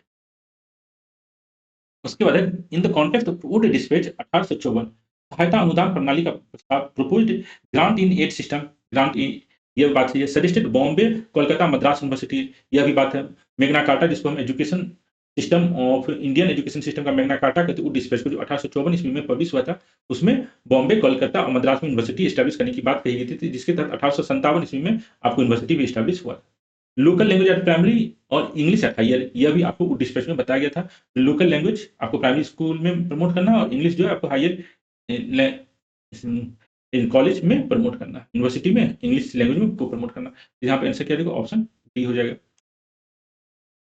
तो वुड डिस्पैच में ग्रांट इन एड का सिस्टम था, यूनिवर्सिटीज का सिस्टम था, वर्नाक्युलर फॉर प्राइमरी और इंग्लिश फॉर हायर एजुकेशन का बात आपको कहा गया था, यूनिवर्सिटीज एस्टेब्लिशमेंट करने का बात कहा गया था। वुड डिस्पैच में आपको जो है स्कूल कॉलेज सारा बात बताया गया था। वुड डिस्पैच के बाद आपको हंटर कमीशन आता है, फिर सेडलर कमीशन है। तो तीनों सबका क्या क्या अंतर है ये भी आपको अच्छी तरीके से समझना है। तो ये है आपको बेसिकली वुड डिस्पैच, जहाँ से हम आपको एआई की मदद से वो सब इमेज बनाए हैं। तो वुड डिस्पैच में ही आपको था यूनिवर्सिटीज एस्टैब्लिश करने के लिए बोला गया था, establishment of universities, aim of education क्या है, कोर्स ऑफ स्टडी की बात बताई गई थी, डिपार्टमेंट ऑफ पब्लिक इंस्ट्रक्शन की बात की गई थी, मीडियम ऑफ इंस्ट्रक्शन क्या होना चाहिए। तो ये सब जो है आपको डिस्पैच 1854 में डिटेल ढंग से बताया गया है, जिसको हम लोग यहाँ पर शॉर्ट फॉर्म में यहाँ पर आपको समझाएं। ठीक है, नेक्स्ट। उसके बाद है यहाँ पर 4 बुक का नाम दिया गया है। तो ग्रेट डिवाइड जो है आपको एच.बी. हडसन के द्वारा लिखा गया है, जो किस तरीके से ब्रिटिशर्स ने अच्छे तरीके से भारत को बांटा। तो ब्रिटिशर्स की प्रशंसा के रूप में ग्रेट डिवाइड बुक लिखा गया एच.बी. हडसन के द्वारा। यह पॉइंट आपको सही है। हिंद स्वराज जो है गांधी जी के द्वारा लिखा गया है। गिल्टी मैन फॉर, इसमें आपको क्या है, एक second, guilty men of India's partition, guilty men of India's partition के लेखक कौन है, तो राम मनोहर लोहिया। और ग्लिम्सेज ऑफ वर्ल्ड हिस्ट्री जो है लेटेस्ट टू डॉटर, ये किसके द्वारा लिखा गया, तो जवाहरलाल नेहरू के द्वारा। तो यहाँ पर जो है, एक सेकेंड, ये बेसिकली क्वेश्चन में यहाँ पर क्या था, क्वेश्चन नंबर 47 जो है ये करा, भारतीय राष्ट्रीय आंदोलन के वैचारिक इतिहास को समझने के लिए कुछ महत्वपूर्ण कृतियां दी गई। द ग्रेट डिवाइड के लेखक एच.बी. हडसन हैं, जिन्होंने भारत पाक विभाजन के संदर्भ में ये पुस्तक लिखा था। यह पॉइंट आपको सही है। उसके बाद हिंद स्वराज मूल रूप से जवाहरलाल नेहरू द्वारा भारत की खोज के उत्तर में लिखा गया था, ये गलत है। हिंद स्वराज महात्मा गांधी के द्वारा लिखा गया था। Guilty men of India's partition में राम मनोहर लोहिया ने विभाजन के लिए जिम्मेदार कारकों का तीखा विश्लेषण किया। यह पॉइंट आपको सही है। ग्लिम्सेज ऑफ वर्ल्ड हिस्ट्री पर महात्मा गांधी द्वारा अपनी पुत्री को लिखे गए पत्रों का संकलन है। तो महात्मा गांधी की कोई पुत्री नहीं थी, महात्मा गांधी के 4 बेटे थे। और ग्लिम्सेज ऑफ वर्ल्ड हिस्ट्री जो है किसके द्वारा लिखा गया था, जवाहरलाल नेहरू के द्वारा अपनी पुत्री इंदिरा गांधी के लिए लिखा गया था। तो 4 ऑप्शन गलत है, यहाँ 1 और 3 सही है। इसका आंसर क्या जाएगा, ऑप्शन ए हो जाएगा। ठीक है, ये सब जो बुक है इसको हम लोग थोड़ा सा समझ लेते हैं। तो देखिए, great divide HB. Hudson British था, ये ब्रिटिशर्स था एच.बी. हडसन, ये ब्रिटिशर्स का पॉइंट ऑफ व्यू लिखा है, जो क्यों भारत को विभाजन करना जरूरी था। हिंद स्वराज महात्मा गांधी के द्वारा, glimpses of world history Jawaharlal Nehru के द्वारा, डिस्कवरी ऑफ इंडिया भी आपको जवाहरलाल नेहरू के द्वारा, और guilty men of India partition इसके द्वारा है। तो यह जो है आपको guilty men of India partition doctor Ram Manohar Lohia के द्वारा लिखा। नेक्स्ट क्वेश्चन है, यहाँ पे अरेंज करने के लिए कह रहा है पॉलिटिकल पार्टी जो आप भारत में एस्टैब्लिश हुआ था। तो भारत का पहला जो पॉलिटिकल पार्टी हम लोग जिसको थोड़ा बहुत कहते हैं वो है बंग भाषा पत्रिका सभा। यह कब वो एस्टैब्लिश हुआ था, तो 1836 ईस्वी में। उसके बाद लैंड होल्डर सोसाइटी एस्टैब्लिश हुआ। उसके बाद Bengal British India Society establish हुआ। उसके बाद इंडियन लीग। तो 1 2 3 4 आपको एस्टैब्लिशमेंट है। तो हम लोग इसको थोड़ा सा डिटेल ढंग से देख लेते हैं। देखिए, बंग भाषा पत्रिका 1836 ईस्वी में एस्टैब्लिश होता है। उसके बाद लैंड होल्डर सोसाइटी 1838 में, 1843 ईस्वी में बंगाल ब्रिटिश इंडिया सोसाइटी, 1875 में इंडिया लीग एस्टैब्लिश होता है। तो बंग भाषा पत्रिका 1836, land holder society 1838, British India society जो लंदन में एस्टैब्लिश होता है 1839 ईस्वी में। और इसी का बंगाल में एक ब्रांच एस्टैब्लिश होता है, बंगाल ब्रिटिश इंडिया सोसाइटी, आपको 20 अप्रैल 1843 में। ये बंगाल ब्रिटिश इंडिया सोसाइटी और लैंड होल्डर सोसाइटी मर्ज होकर आपको ब्रिटिश इंडिया एसोसिएशन बनाता है। और इसी तरीके से आपको फिर मद्रास में एक एसोसिएशन बनता है 52 में, बॉम्बे एसोसिएशन 52 बनता है, लंदन। तो ये सारा इन्फॉर्मेशन आपको दिया गया है, जो कांग्रेस से पहले किस प्रकार से आपको पॉलिटिकल पार्टीज भारत में बना था। कांग्रेस तो 1885 में बना, लेकिन उससे पहले जो रीजनल पार्टीज बने उस सबका, और जो भारत के बाहर भी जो पॉलिटिकल पार्टीज बना उस सबका इन्फॉर्मेशन है। इसका एक वीडियो भी आपको, जो शॉर्ट वीडियो आपको मिल जाएगा हमारे चैनल पर, उसको आप देखिएगा तो पूरा इन्फॉर्मेशन आपको समझ में आ जाएगा। जो बंग भाषा पत्रिका, land holder society, British India society, उसके बाद बंगाल ब्रिटिश इंडिया सोसाइटी किस तरीके से बना, क्रोनोलॉजिकल है, ये सब देखिएगा। पूरा पीपीटी आपको जो है उस वीडियो में देखने को मिल जाएगा। इंडिया लीग जो 1875 बना था, यही इंडिया लीग जो है आपको बाद में इंडियन एसोसिएशन, जस्ट 1 साल के बाद इंडियन एसोसिएशन के रूप में कन्वर्ट हो जाता है। ये पूरा एक बार स्टोरी आप अच्छी तरीके से समझ लीजिएगा, एग्जाम पॉइंट ऑफ व्यू से बहुत ही इंपॉर्टेंट है, हर साल आपको इससे क्वेश्चन बनता ही है। ठीक है, नेक्स्ट क्वेश्चन, नेक्स्ट क्वेश्चन। उसके बाद है which statement is false regarding do or die instruction. तो क्विट इंडिया मूवमेंट के समय जो डू और डाई दिया गया था, तो इसमें क्या गया था, इस्तीफा न दे, गोली चलाने से मना करिए, यह बात सही है। गवर्नमेंट एम्प्लॉय को कहा गया था रिजाइन नहीं करे, लेकिन भारत के लोगों के प्रति समर्पित रहे। प्रजा की संप्रभुता स्वीकार करें, यह बात सही। राजा को कहा गया था, जो प्रिंसली स्टेट थे वहां के राजा को कहा गया था एक्सेप्ट पीपल्स सॉवरेनिटी। छात्र को कहा गया था आत्मविश्वास हो तो संस्थान छोड़ दे। तो यह जो है आपको क्या कहा गया था इसमें, लीव इफ कॉन्फिडेंस, तो इसमें गलत कौन सा है? तो ऑप्शन बी जो है ये गलत है। जो कर्मचारी को नहीं कहा गया था तुरंत इस्तीफा दे दें और शामिल हो जाए। इन्हें कर्मचारी को क्या कहा गया था? सरकारी कर्मचारी से इस्तीफा नहीं देने के लिए कहा गया था। उन्होंने कहा कि वे पद पे बने रहे लेकिन कांग्रेस और भारतीय स्वाधीनता के प्रति अपनी निष्ठा घोषित करें। यह है आपको करो या मरो। उसके बाद अगला क्वेश्चन जो है फर्स्ट कार्नेटिक युद्ध के बारे में। इसका कारण क्या था? कार्नेटिक युद्ध जो भारत में हुआ था, फर्स्ट कार्नेटिक युद्ध कब से कब तक? तो 1746 से 1748। इस पे डिटेल वीडियो अभी ही हम अपलोड किए हैं, आप जरूर देख लीजिएगा। उतना अच्छा वीडियो आपको कहीं भी इंटरनेट पे नहीं मिलेगा, ये भी हमारी गारंटी है। तो फर्स्ट कार्नेटिक युद्ध का जो रीजन था, उसका कारण क्या था? तो seizure of French ship by Britishers, अंग्रेजों द्वारा फ्रांसीसी जहाज का अधिग्रहण। इसको आप लोग जरूर वीडियो को देख लीजिएगा, पूरा आपको जीवन भर के लिए समझ में आ जाएगा फर्स्ट कार्नेटिक वॉर, उससे कैसे रॉबर्ट क्लाइव का संबंध है। The following was not a member of interim government, निम्नलिखित में से कौन अंतरिम सरकार का सदस्य नहीं था?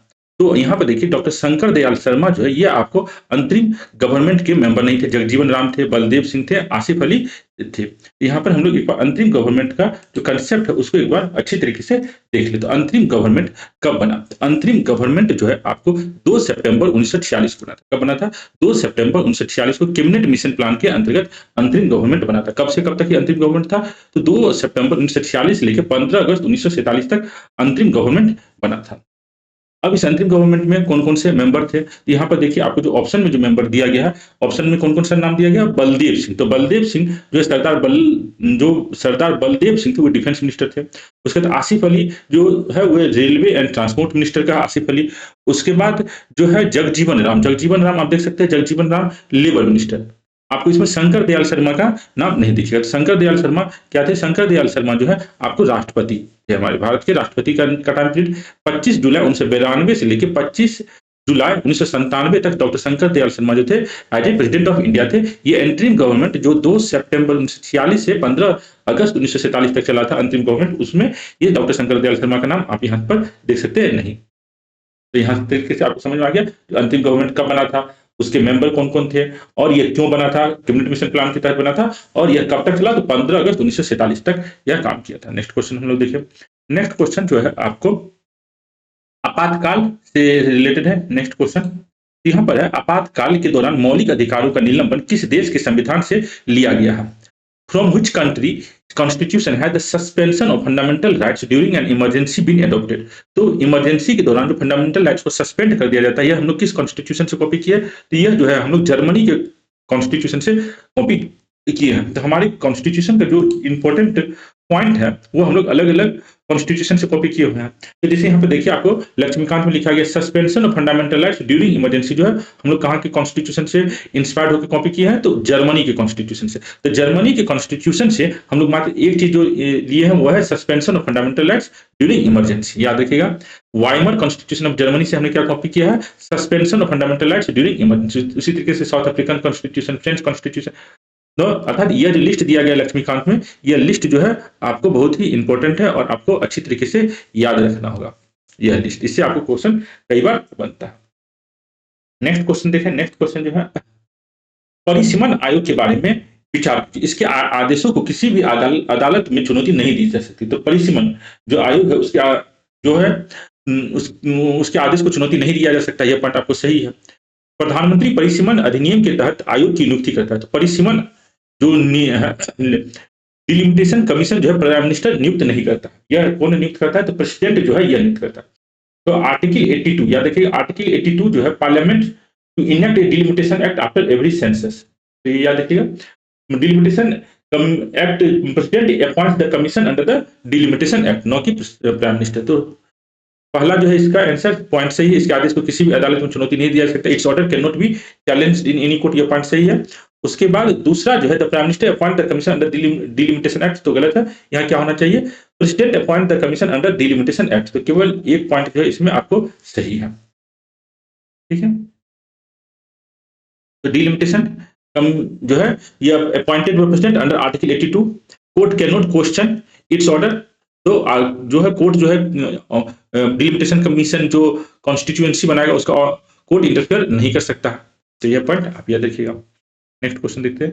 नेक्स्ट क्वेश्चन जो है निम्नलिखित में से किस मामले में वार्ड समिति अनिवार्य है? In which of the following cases is ward committee mandatory? Ward committee जो है ऑल अर्बन लोकल बॉडीज गलत है। म्यूनिसिपैलिटीज इन मेट्रोपॉलिटन एरिया गलत है। Municipality with population more than 3 lakh, 3 lakh या उससे अधिक जनसंख्या वाली नगर पालिकाओं में आपको वार्ड समिति जो है, वार्ड कमेटी जो है मैंडेटरी है। यह आपको किस आर्टिकल में लिखा गया? तो यह आर्टिकल जो है 243S में लिखा गया है। आर्टिकल 243S में आपको वार्ड कमेटी के बारे में लिखा गया है, जहां पर है अगर म्यूनिसिपैलिटी जहां का पॉपुलेशन 3 लाख से ज्यादा है वहां पर वार्ड कमेटी बनना जरूरी है। ये आपको देखिए पंचायत म्यूनिसिपैलिटी से रिलेटेड आर्टिकल जो है आर्टिकल 243P से लेके आर्टिकल 243ZG है। पंचायत का आर्टिकल कहां से स्टार्ट होता है? 243 से लेके 243O। उसके बाद 243P से लेके 243ZG, ये आर्टिकल आपको है म्यूनिसिपैलिटी का। तो म्यूनिसिपैलिटी में जो आर्टिकल 243ZS है, इसमें आपको वार्ड कमेटी के फॉर्मेशन की बातें कही गई है। और इसी में कहा गया है जहां पर भी पॉपुलेशन 3 लाख से ज्यादा होगा वहां पर वार्ड कमेटी बनाना जरूरी है। तो 3 लाख से ज्यादा अगर पॉपुलेशन है तो वार्ड कमेटी बनाना मैंडेटरी है। इसी पर आपको ये क्वेश्चन, नेक्स्ट क्वेश्चन देखते हैं। उसके बाद है निम्नलिखित पर विचार करें। क्षमा करने की शक्ति, राज्य विधानमंडल को बुलाना, राज्य विधानसभा को भंग करना, महाधिवक्ता की नियुक्ति। Consider the following: pardoning power, summoning the state legislature, dissolving the state legislative assembly, appointment of advocate general. इनमें से कौन राज्यपाल की विवेकाधीन शक्तियां? These are discretionary power of governor. यहाँ पर डिस्क्रिशनरी पावर ऑफ गवर्नर जो है, या कोई भी इसमें डिस्क्रिशनरी पावर ऑफ गवर्नर नहीं है। तो गवर्नर का कौन सा डिस्क्रिशनरी पावर है, प्रेसिडेंट का कौन सा डिस्क्रिशनरी पावर, ये आपको याद रखना बहुत ही ज्यादा जरूरी है। तो देखिए गवर्नर जो काम भी करता है वो in general council of ministers headed by chief minister के कहने पर करता है। कुछ एक गवर्नर का डिस्क्रिशनरी पावर है जो आपको कॉन्स्टिट्यूशन में लिखा गया है, मेंशन है। प्रेसिडेंट का डिस्क्रिशनरी पावर कॉन्स्टिट्यूशन में नहीं लिखा गया है, लेकिन जो पार्डन करने की पावर है यह गवर्नर का डिस्क्रिशनरी पावर नहीं है। राज्य विधानमंडल को भंग करना, ये सम्मन करना, बुलाना या भंग करना प्रेसिडेंट का डिस्क्रिशनरी पावर नहीं है। यह गवर्नर जो है, ये गवर्नर का डिस्क्रिशनरी पावर नहीं, यह चीफ मिनिस्टर के कहने पर गवर्नर करता है। महाधिवक्ता की नियुक्ति, अपॉइंटमेंट ऑफ एडवोकेट जनरल भी यह आपको चीफ मिनिस्टर के कहने पर करता है। तो इसका आंसर क्या है? Option D. अगला क्वेश्चन है सुप्रीम कोर्ट के अधिकार क्षेत्रों के बारे में निम्नलिखित कथनों पर विचार करें। इसका मूल अधिकार क्षेत्र केंद्र और राज्यों के बीच विवाद तक फैला हुआ। यह बात आपको याद रखना सही है। इसका मूल जो क्षेत्र है यह केंद्र और राज्यों के विवाद तक फैला हुआ। इसका सलाहकार क्षेत्र अधिकार राष्ट्रपति पर बाध्यकारी है। तो कोई भी चीज राष्ट्रपति पर और प्रधानमंत्री पर बाध्यकारी नहीं होता। इसका सलाहकार क्षेत्राधिकार एडवाइजरी जुडिक्शन राष्ट्रपति पर बाध्यकारी है, गलत है। इसके अपीलीय क्षेत्राधिकार में दीवानी और आपराधिक मामले शामिल है। तो आप सुप्रीम कोर्ट में दीवानी और आपराधिक दोनों मामले में अपील कर सकते थे। यह पॉइंट आपको सही है। Its original jurisdiction extend to dispute between centre and state, centre state के बीच में डिस्प्यूट है तो सुप्रीम कोर्ट में जा सकते हैं। ये बात सही है। Its advisory jurisdiction binding on president, गलत। Its appellate jurisdiction includes civil and criminal matter, ये पॉइंट सही। इसमें आपको जो है 1 और 3 जो है सही है, 1 और 3 सही है, ठीक है। अगला क्वेश्चन है धन विधेयक और वित्त विधेयक के बीच में अंतर के बारे में कौन सा विकल्प सही नहीं है? आपको कह रहा है धन विधेयक और मतलब मनी बिल और फाइनेंशियल बिल के बारे में। तो फाइनेंशियल बिल 3 टाइप होता है, एक है मनी बिल, दूसरा फाइनेंशियल बिल 1 और तीसरा फाइनेंशियल बिल 2। तो हमको तीनों का डिफरेंस समझना होगा। तो जो मनी बिल और फाइनेंशियल बिल 1 जो है, इसके बारे में both can be introduced only Lok Sabha, ये पॉइंट आपको सही है। Prior permission of president is required for both, ये भी पॉइंट सही है। Both can be amended bye Rajya Sabha, गलत। राज्यसभा के द्वारा मनी बिल अमेंड नहीं किया जा सकता है। Speaker of Lok Sabha certification is only required for money bill, तो मनी बिल के लिए केवल लोकसभा के स्पीकर का सर्टिफिकेट रिक्वायर्ड है। तो यह पॉइंट आपको सही है। इसका जो ऑप्शन सी है यह गलत है। एक बार हम लोग जो है मनी बिल के और फाइनेंशियल बिल का जो कंसेप्ट है उसको अच्छे से समझ लेते हैं। देखिए जो मनी बिल और के बारे में देखें तो राज्यसभा को कोई भी पावर मनी बिल के कॉन्टेक्स्ट में नहीं है। राज्यसभा को कोई भी पावर मनी बिल के कॉन्टेक्स्ट में नहीं है, ये तो सबको मालूम होता है, ठीक है। नेक्स्ट क्वेश्चन देखें। उसके बाद है राष्ट्रीय आपातकाल की घोषणा, राष्ट्रीय आपातकाल की समाप्ति, राष्ट्रपति शासन की मंजूरी, संवैधानिक संशोधन विधेयक की मंजूरी। Consider the following: proclamation of national emergency, discontinuance of national emergency, approval of president rule, approval of constitutional amendment bill. इनमें से किसे संसद के विशेष बहुमत की आवश्यकता होती है? स्पेशल मेजोरिटी की आवश्यकता किसमें होती है? तो स्पेशल मेजोरिटी की जो आवश्यकता है आपको कहाँ है? तो देखिए नेशनल इमरजेंसी अगर लगाना है तो इसके लिए आपको प्रोक्लेमेशन ऑफ नेशनल इमरजेंसी में आपको स्पेशल मेजोरिटी की आवश्यकता होगी। नेशनल इमरजेंसी हटाना है, नहीं आवश्यकता होगी।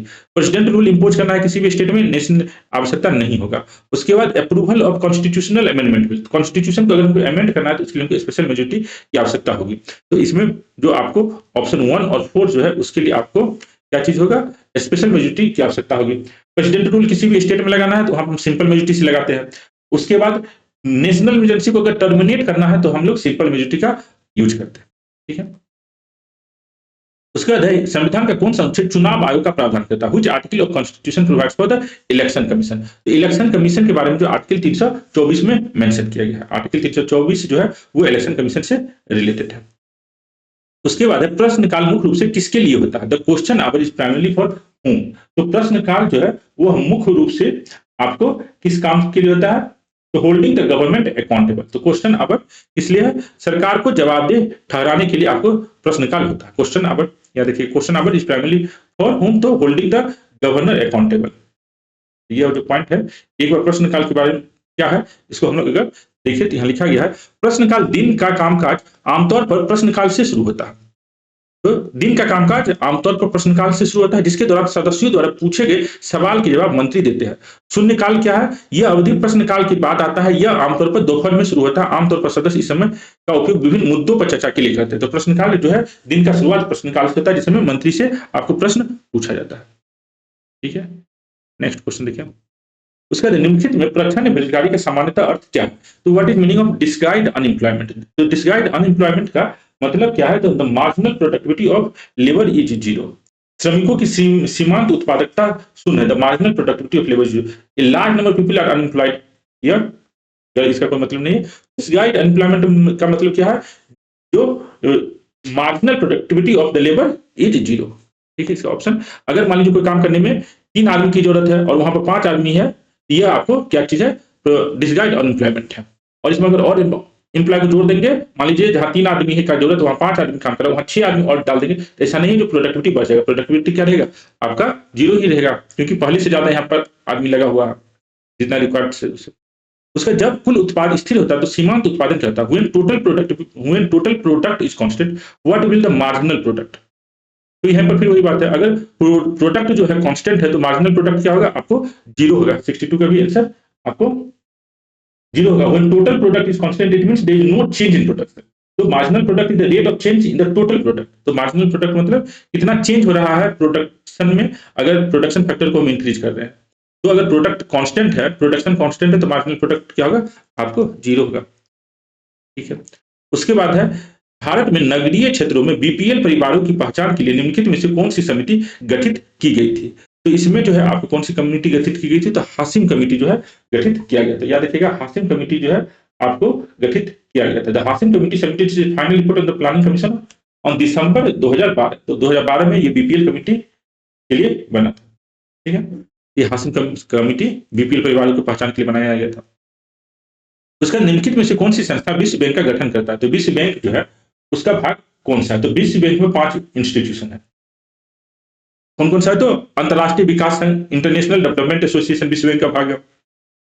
इंटरनेशनल फाइनेंस कॉर्पोरेशन यह भी विश्व बैंक का भाग। अंतरराष्ट्रीय वित्त निगम, अंतरराष्ट्रीय मुद्रा कोष, इंटरनेशनल मॉनेटरी फंड जो है ये एक अलग ऑर्गेनाइजेशन है, यह विश्व बैंक का भाग नहीं है। तो वर्ल्ड बैंक ग्रुप का भाग इंटरनेशनल मॉनेटरी फंड नहीं है। तो याद रखिए ऑप्शन 3 अंतरराष्ट्रीय पुनर्निर्माण और विकास बैंक जो है यह आपको विश्व बैंक का भाग है। International bank for reconstruction and development जो है विश्व बैंक का भाग है। इंटरनेशनल मॉनेटरी फंड आपको विश्व बैंक का भाग नहीं है। तो इसका आंसर क्या रहेगा? 1, 2 और ऑप्शन E।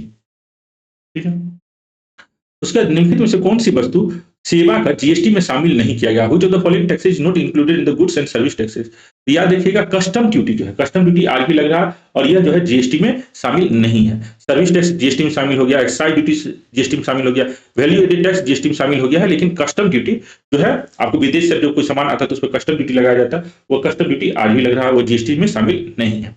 उसके बाद वह मुद्रा जिसे निम्न ब्याज दर पर प्राप्त किया जा सकता है कहलाता है the currency that can be obtained at low interest rate is called soft currency या चीप करेंसी। उसको क्या कहते हैं? Cheap currency. सॉफ्ट नहीं, उसको चीप करेंसी कहते हैं। और जो आपको कॉस्टली करेंसी है उसको लोग हार्ड करेंसी कहते हैं। तो चीप करेंसी का मतलब क्या है? The currency that can be obtained at low interest rate, वह मुद्रा जिसे निम्न ब्याज दर पर प्राप्त किया जा सकता है उसे हम लोग क्या कहते हैं? निम्न करेंसी। ठीक है, यहाँ देख लीजिए इलेक्शन कमीशन के बारे में आर्टिकल कहां पे लिखा गया है? तो 324 में। क्वेश्चन आवर जो है आपको क्यों है? तो दिन की शुरुआत है क्वेश्चन आवर से मेंबर करते हैं पार्लियामेंट में ताकि जो मिनिस्टर है उससे क्वेश्चन पूछा जा सके। MP ask question, minister must answer. तो क्वेश्चन आवर का कंसेप्ट आपको समझ में आ गया होगा। डिसगार्ड अनएम्प्लॉयमेंट आपको बताया जहाँ 2 आदमी की जरूरत है वहाँ 5 आदमी है, तो अगर और इसमें आप आदमी और जोड़ दीजिएगा तो प्रोडक्टिविटी कितना रहेगा? 0। मार्जिनल प्रोडक्ट भी वही हुआ, अगर प्रोडक्शन नहीं बढ़ रहा है तो मार्जिनल प्रोडक्ट कितना हुआ? आपको 0। अर्बन पॉवर्टी आइडेंटिफिकेशन के लिए कौन सा कमिटी बना था? तो हाशिम कमिटी जो बीपीएल आइडेंटिफाई किया था। और वर्ल्ड बैंक ग्रुप में आईएमएफ नहीं शामिल है। वर्ल्ड बैंक ग्रुप में कौन कौन सा 5 शामिल है? तो IBRD international, bank of reconstruction development, international development association, IFC, MIGA और ICSID. IMF is a separate organization. ये आपको एक आइडिया होना जरूरी है। जीएसटी में कौन सा शामिल नहीं है? तो कस्टम ड्यूटी जो है जीएसटी में शामिल नहीं है। चीप करेंसी किसको कहते हैं? जो लो इंटरेस्ट रेट पर हमको जो करेंसी अवेलेबल हो जाता है उसको हम क्या कहते हैं? Cheap currency. यह सब कंसेप्ट आपको समझ में आ गया होगा। उसके बाद है आर्थिक सर्वेक्षण 2024-25 के अनुसार विदेशी मुद्रा भंडार के मामले में भारत का स्थान क्या है? तो according to economic survey 2024, what is India rank in terms of foreign exchange reserve? तो इंडिया का जो रैंकिंग है फॉरेन एक्सचेंज रिजर्व में क्या है? तो चौथा है। इंडिया का रैंकिंग चौथा है। According to economic survey 2024-25 India का रैंकिंग कितना है? तो चौथा है। कौन कौन सा देश हमसे आगे है फॉरेन एक्सचेंज रिजर्व में? तो देखिए सबसे आगे है चाइना, उसका जापान, उसका स्विट्जरलैंड और हम लोग चौथे नंबर पर है फॉरेन एक्सचेंज रिजर्व के कॉन्टेक्स्ट में। ठीक है, नेक्स्ट क्वेश्चन। अगला क्वेश्चन है केंद्रीय बजट 2024-25 में निम्न से किस समूहों पर ध्यान केंद्रित करते हुए विकास उपायों का प्रस्ताव दिया गया है? The union budget 2025-26 propose development measure focusing on the following group. तो किस पर फोकस करने के लिए कहा गया 25-26 के बजट के अनुसार? तो गरीब पर हमेशा रहता है, युवा पर, अन्नदाता पर और नारी पर। रेलवे नहीं था। 4 कौन कौन है?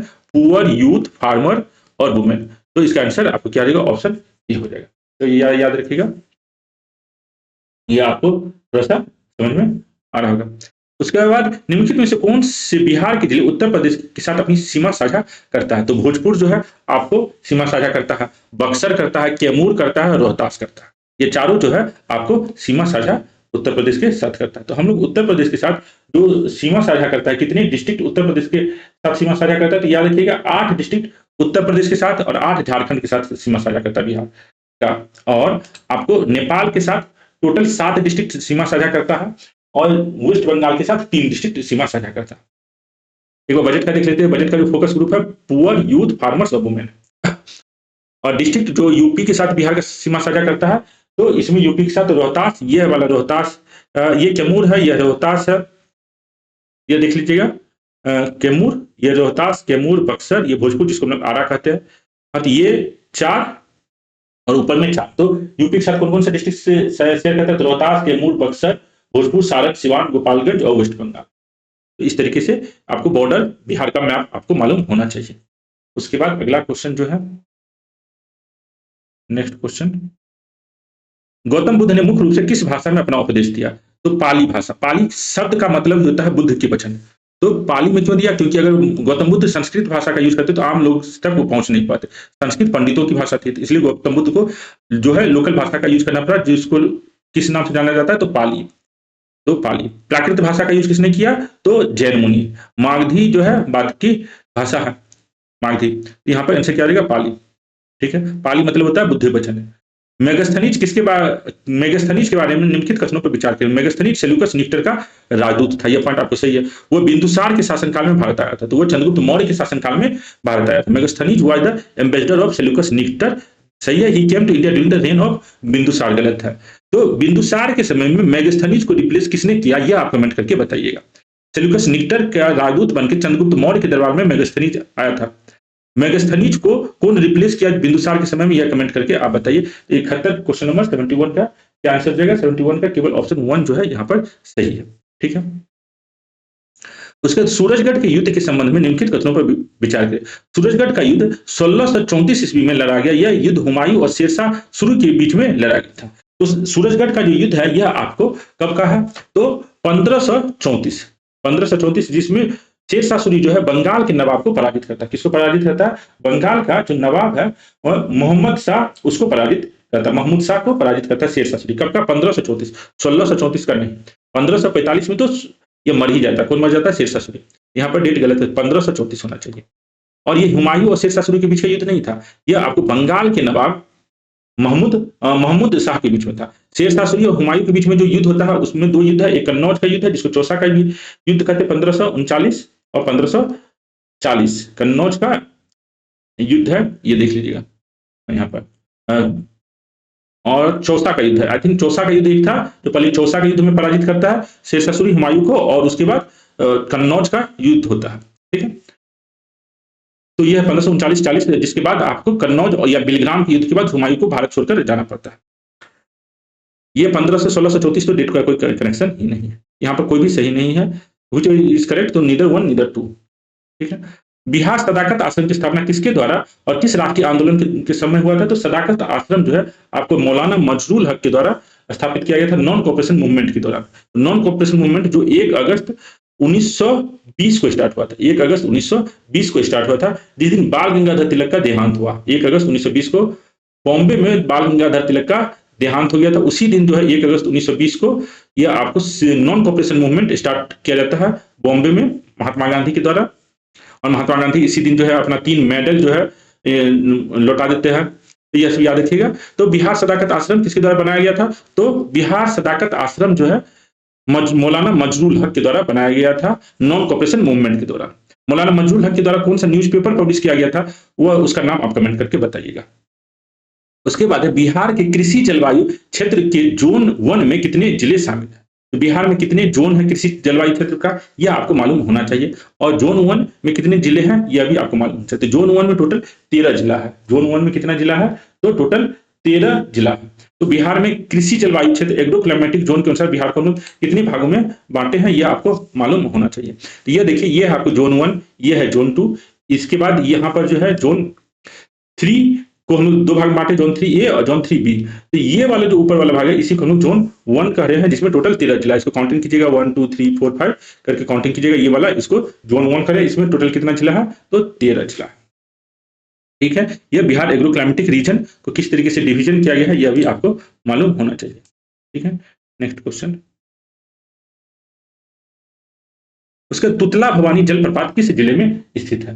तो तुतला भवानी जलप्रपात जो है आपको कहां पर है? तो रोहतास में है। याद रखिएगा, तुतला भवानी जलप्रपात आपको कहां पर है? तो तुतला भवानी रोहतास में हमको देखने को मिलता है। यह तुतला भवानी कहां पर है? तो रोहतास में डिस्ट्रिक्ट में है तुतला भवानी। ठीक है, नेक्स्ट क्वेश्चन। उसके बाद अल्युमिनियम का एक महत्वपूर्ण अयस्क बॉक्साइट बिहार के किस जिले में मुख्य रूप से पाया जाता है? तो बॉक्साइट जो है मेनली आपको कहां पर मिल रहा है? तो मुंगेर में। याद रखिएगा, बॉक्साइट कहां पर हमको देखने को मिल रहा है? बॉक्साइट और तो मुंगेर में। तो ये बिहार स्पेसिफिक जानकारी है। 2011 की जनगणना के अनुसार बिहार की ग्रामीण साक्षरता दर लगभग में कितनी है? तो बिहार की जो ग्रामीण साक्षरता दर है वो 59.8% है। बिहार का जो ग्रामीण साक्षरता दर वो कितना है? तो 59.8%। एक बार हम लोग बिहार की साक्षरता दर को अगर देखें तो बिहार का टोटल साक्षरता दर कितना है? 61.80। मेल साक्षरता दर 71.2 और फीमेल साक्षरता दर 51.5। बहुत ही इंपॉर्टेंट ये इंफॉर्मेशन है, कई बार एग्जाम में ये पूछा गया।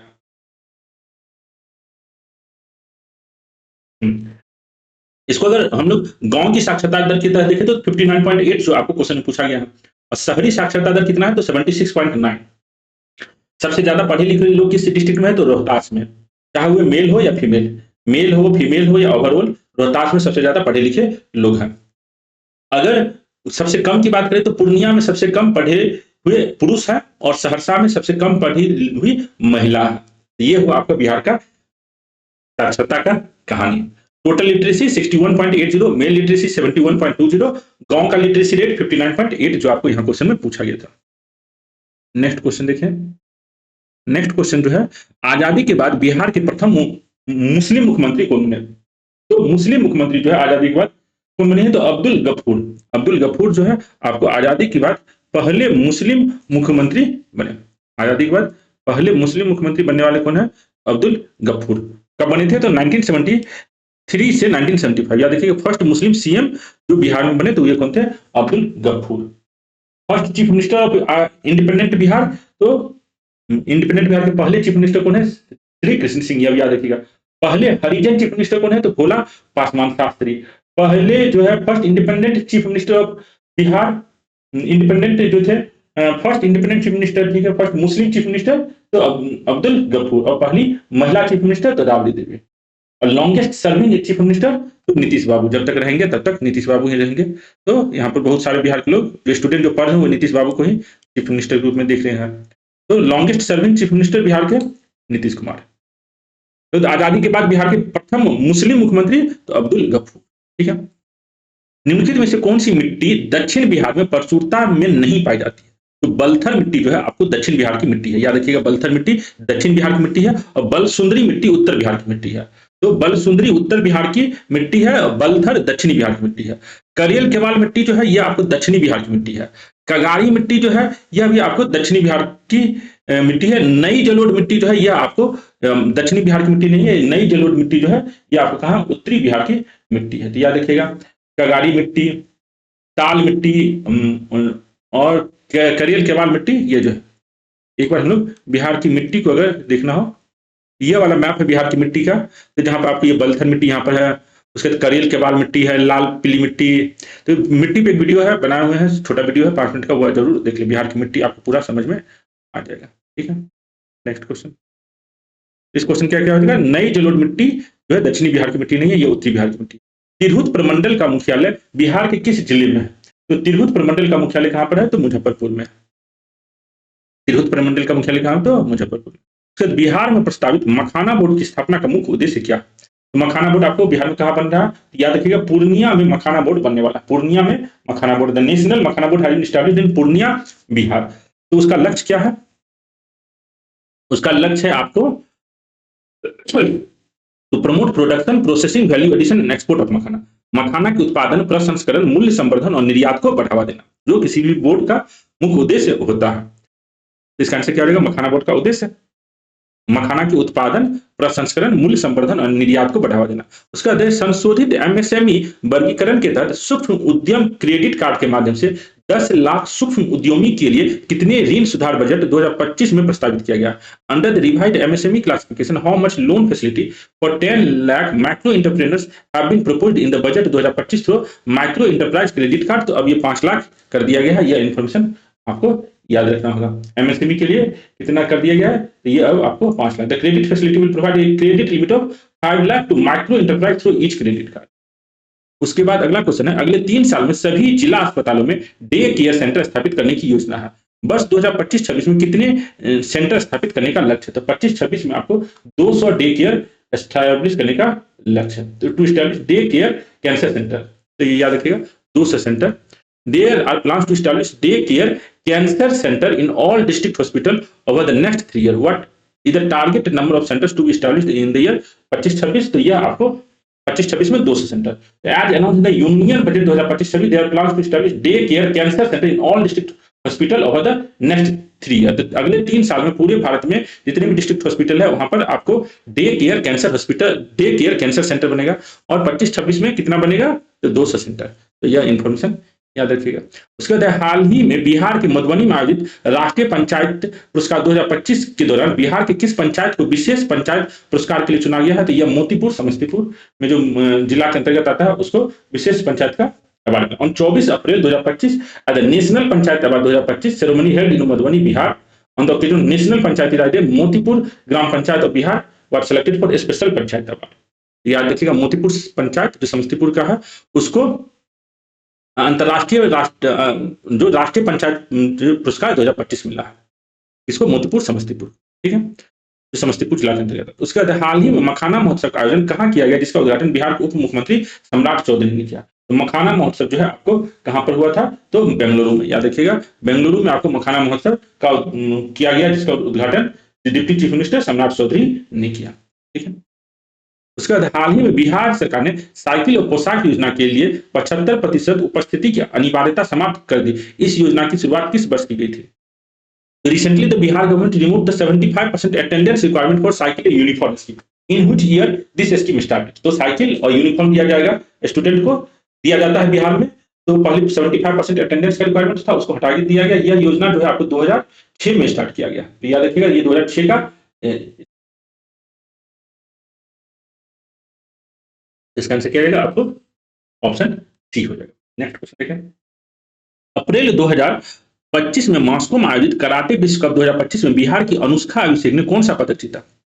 तो which medal did Bihar Anushka Abhishek win in the karate world cup 2025 held in Moscow in April 2025? उन्हें सिल्वर मेडल मिला। कौन सा मेडल मिला? तो याद रखिएगा, सिल्वर मेडल जो है आपको मिला।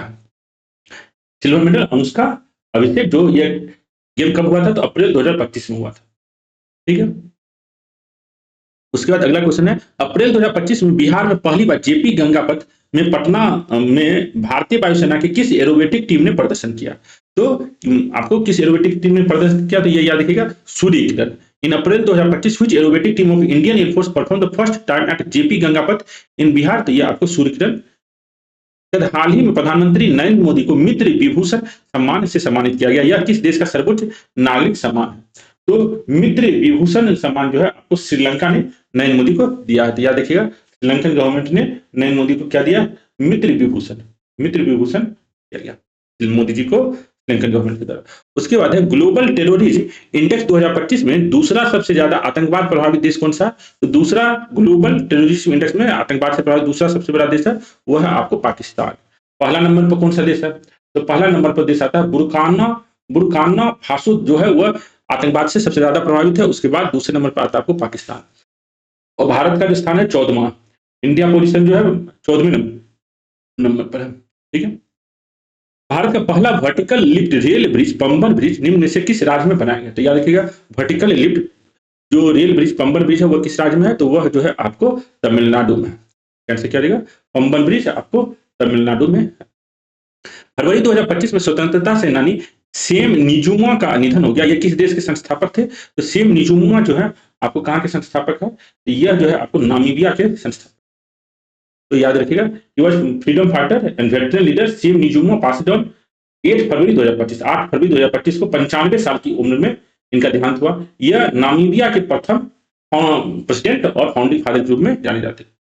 तो सेम निजुमुआ 95 साल की उम्र में इनका देहांत हुआ है। ये नामीबिया के फाउंडर और फर्स्ट प्रेसिडेंट थे। उसके बाद जून 2025 में प्रधानमंत्री नरेंद्र मोदी ने एक महत्वपूर्ण कार्यक्रम में अफ्रीकी देश गिनी गणराज्य के लिए भारत के पहले पूर्णतः निर्मित लोकोमोटिव इंजन को हरी झंडी दिखाई। यह इंजन किस राज्य की फैक्ट्री से निर्यात किया गया? याद रखिएगा, बिहार से यह लोकोमोटिव इंजन भेजा गया था अफ्रीका में। कैसे किया जाएगा? आपको बिहार। तो Bihar prime minister Narendra Modi flag off the export of India first indigenously manufactured locomotive engine to the Republic of Guinea in 20 June 2025। यह जो है आपको कहां पर बना था? Engine manufacture Saran district of Bihar. तो सारण डिस्ट्रिक्ट में यह बना हुआ जो इंजन है, यह गुनिया जो कंट्री है वहां पर भेजा गया। ठीक है, भारतीय मूल की महिला कमला प्रसाद विश्वेश्वर की पार्टी ने किस देश में चुनाव जीता? वह दूसरी बार प्रधानमंत्री बनी। यह जो है आपको कहां पर बनी है? तो त्रिनाद टोबैगो में ये इंडियन ओरिजिन कमला प्रसाद विश्वेश्वर ने आपको चुनाव जीता और दूसरी बार ये प्राइम मिनिस्टर बनी है। तो त्रिनाद और टोबैगो कंट्री। उसके बाद अगला है, भारत ने किस पड़ोसी देश से ट्रांसशिपमेंट सुविधा वापस ले ली है? From which neighbouring country has India withdrawn the transshipment facility? तो बांग्लादेश ले लिया। तो ट्रांसशिपमेंट के तहत क्या था? जो बांग्लादेशी आदमी जो है भारत में जैसे आसानी से अपना सामान एक्सपोर्ट कर पाते थे, तो ये सुविधा जो है बांग्लादेश से छीन लिया गया है। तो भारत ने किस पड़ोसी देश से ट्रांसशिपमेंट सुविधा वापस ले लिया है? तो ये इसका आंसर देगा आपको बांग्लादेश। उसके बाद BBC Indian sports women of the year 2024 पुरस्कार से किसे निम्न में से किसे सम्मानित किया गया? तो यह है मनु भाकर, ओलंपियन मनु भाकर को जो है दिया गया आपको BBC Indian sports women of the year Manu Bhaker. Answer क्या रहेगा इसका? उसके बाद अंतरराष्ट्रीय कैरियर से संन्यास लेने वाले दिग्गज खिलाड़ी अचंत शरत कमल का संबंध निम्न में से किस खेल से है? अचंत कमल शरत का जो संबंध है यह आपको टेबल टेनिस से है। उन्होंने भी संन्यास लिया है। ठीक है, उसके बाद वर्ष 2025 के लिए प्रीतिकर आर्किटेक्चर पुरस्कार हेतु निम्न में से किसे चुना गया? यह याद रखिएगा, लियू जायकून को आपको आर्किटेक्चर पुरस्कार दिया गया है। लियू जायकून, ये चाइनीज आर्किटेक्चर जो है इन्हें दिया गया है, लियू जायकून। ठीक है, नेक्स्ट क्वेश्चन है, वैश्विक जलवायु जोखिम सूचकांक 2025 में भारत का कौन सा स्थान प्राप्त हुआ है? What rank has India secured in the global climate risk index 2025? तो ग्लोबल क्लाइमेट रिस्क इंडेक्स में इंडिया का स्थान 15वां है। तो ये भी याद रखिएगा। और अगला आखिरी क्वेश्चन जो है इस टेस्ट पेपर का, वह है हाल ही में उपन्यास फ्लेश के लिए किसे बुकर पुरस्कार 2025 से सम्मानित किया गया है? तो यह जो है आपको कौन है? तो डेविड सेचले को आपको बुकर पुरस्कार से सम्मानित किया गया है, जिसके तहत लगभग में 54 लाख रुपया दिया जाता है। तो याद रखिएगा, हाल ही में उपन्यास फ्लेश के लिए किसे बुकर पुरस्कार 2025 से सम्मानित किया गया। तो डेविड सेजले, ये कहाँ के हैं डेविड सेजले? तो हंगरी के, हंगरियन ब्रिटिश ऑथर। ठीक है, यहाँ पर जो है हम लोग ने टोटल 100 क्वेश्चन का डिस्कशन किया। उम्मीद है यह डिस्कशन आपको एग्जाम पर्पज के लिए अच्छी तरीके से रिवीजन करने में हेल्प कर रहा होगा। तो आपको अगर अच्छा लगा हो, यूजफुल लगा हो, तो जरूर वीडियो को लाइक करें, चैनल को सब्सक्राइब करें, और कोई भी सजेशन फीडबैक हो तो आप हमसे टेलीग्राम, व्हाट्सएप और यूट्यूब पर कमेंट करके दे सकते हैं। देखने के लिए बहुत बहुत धन्यवाद।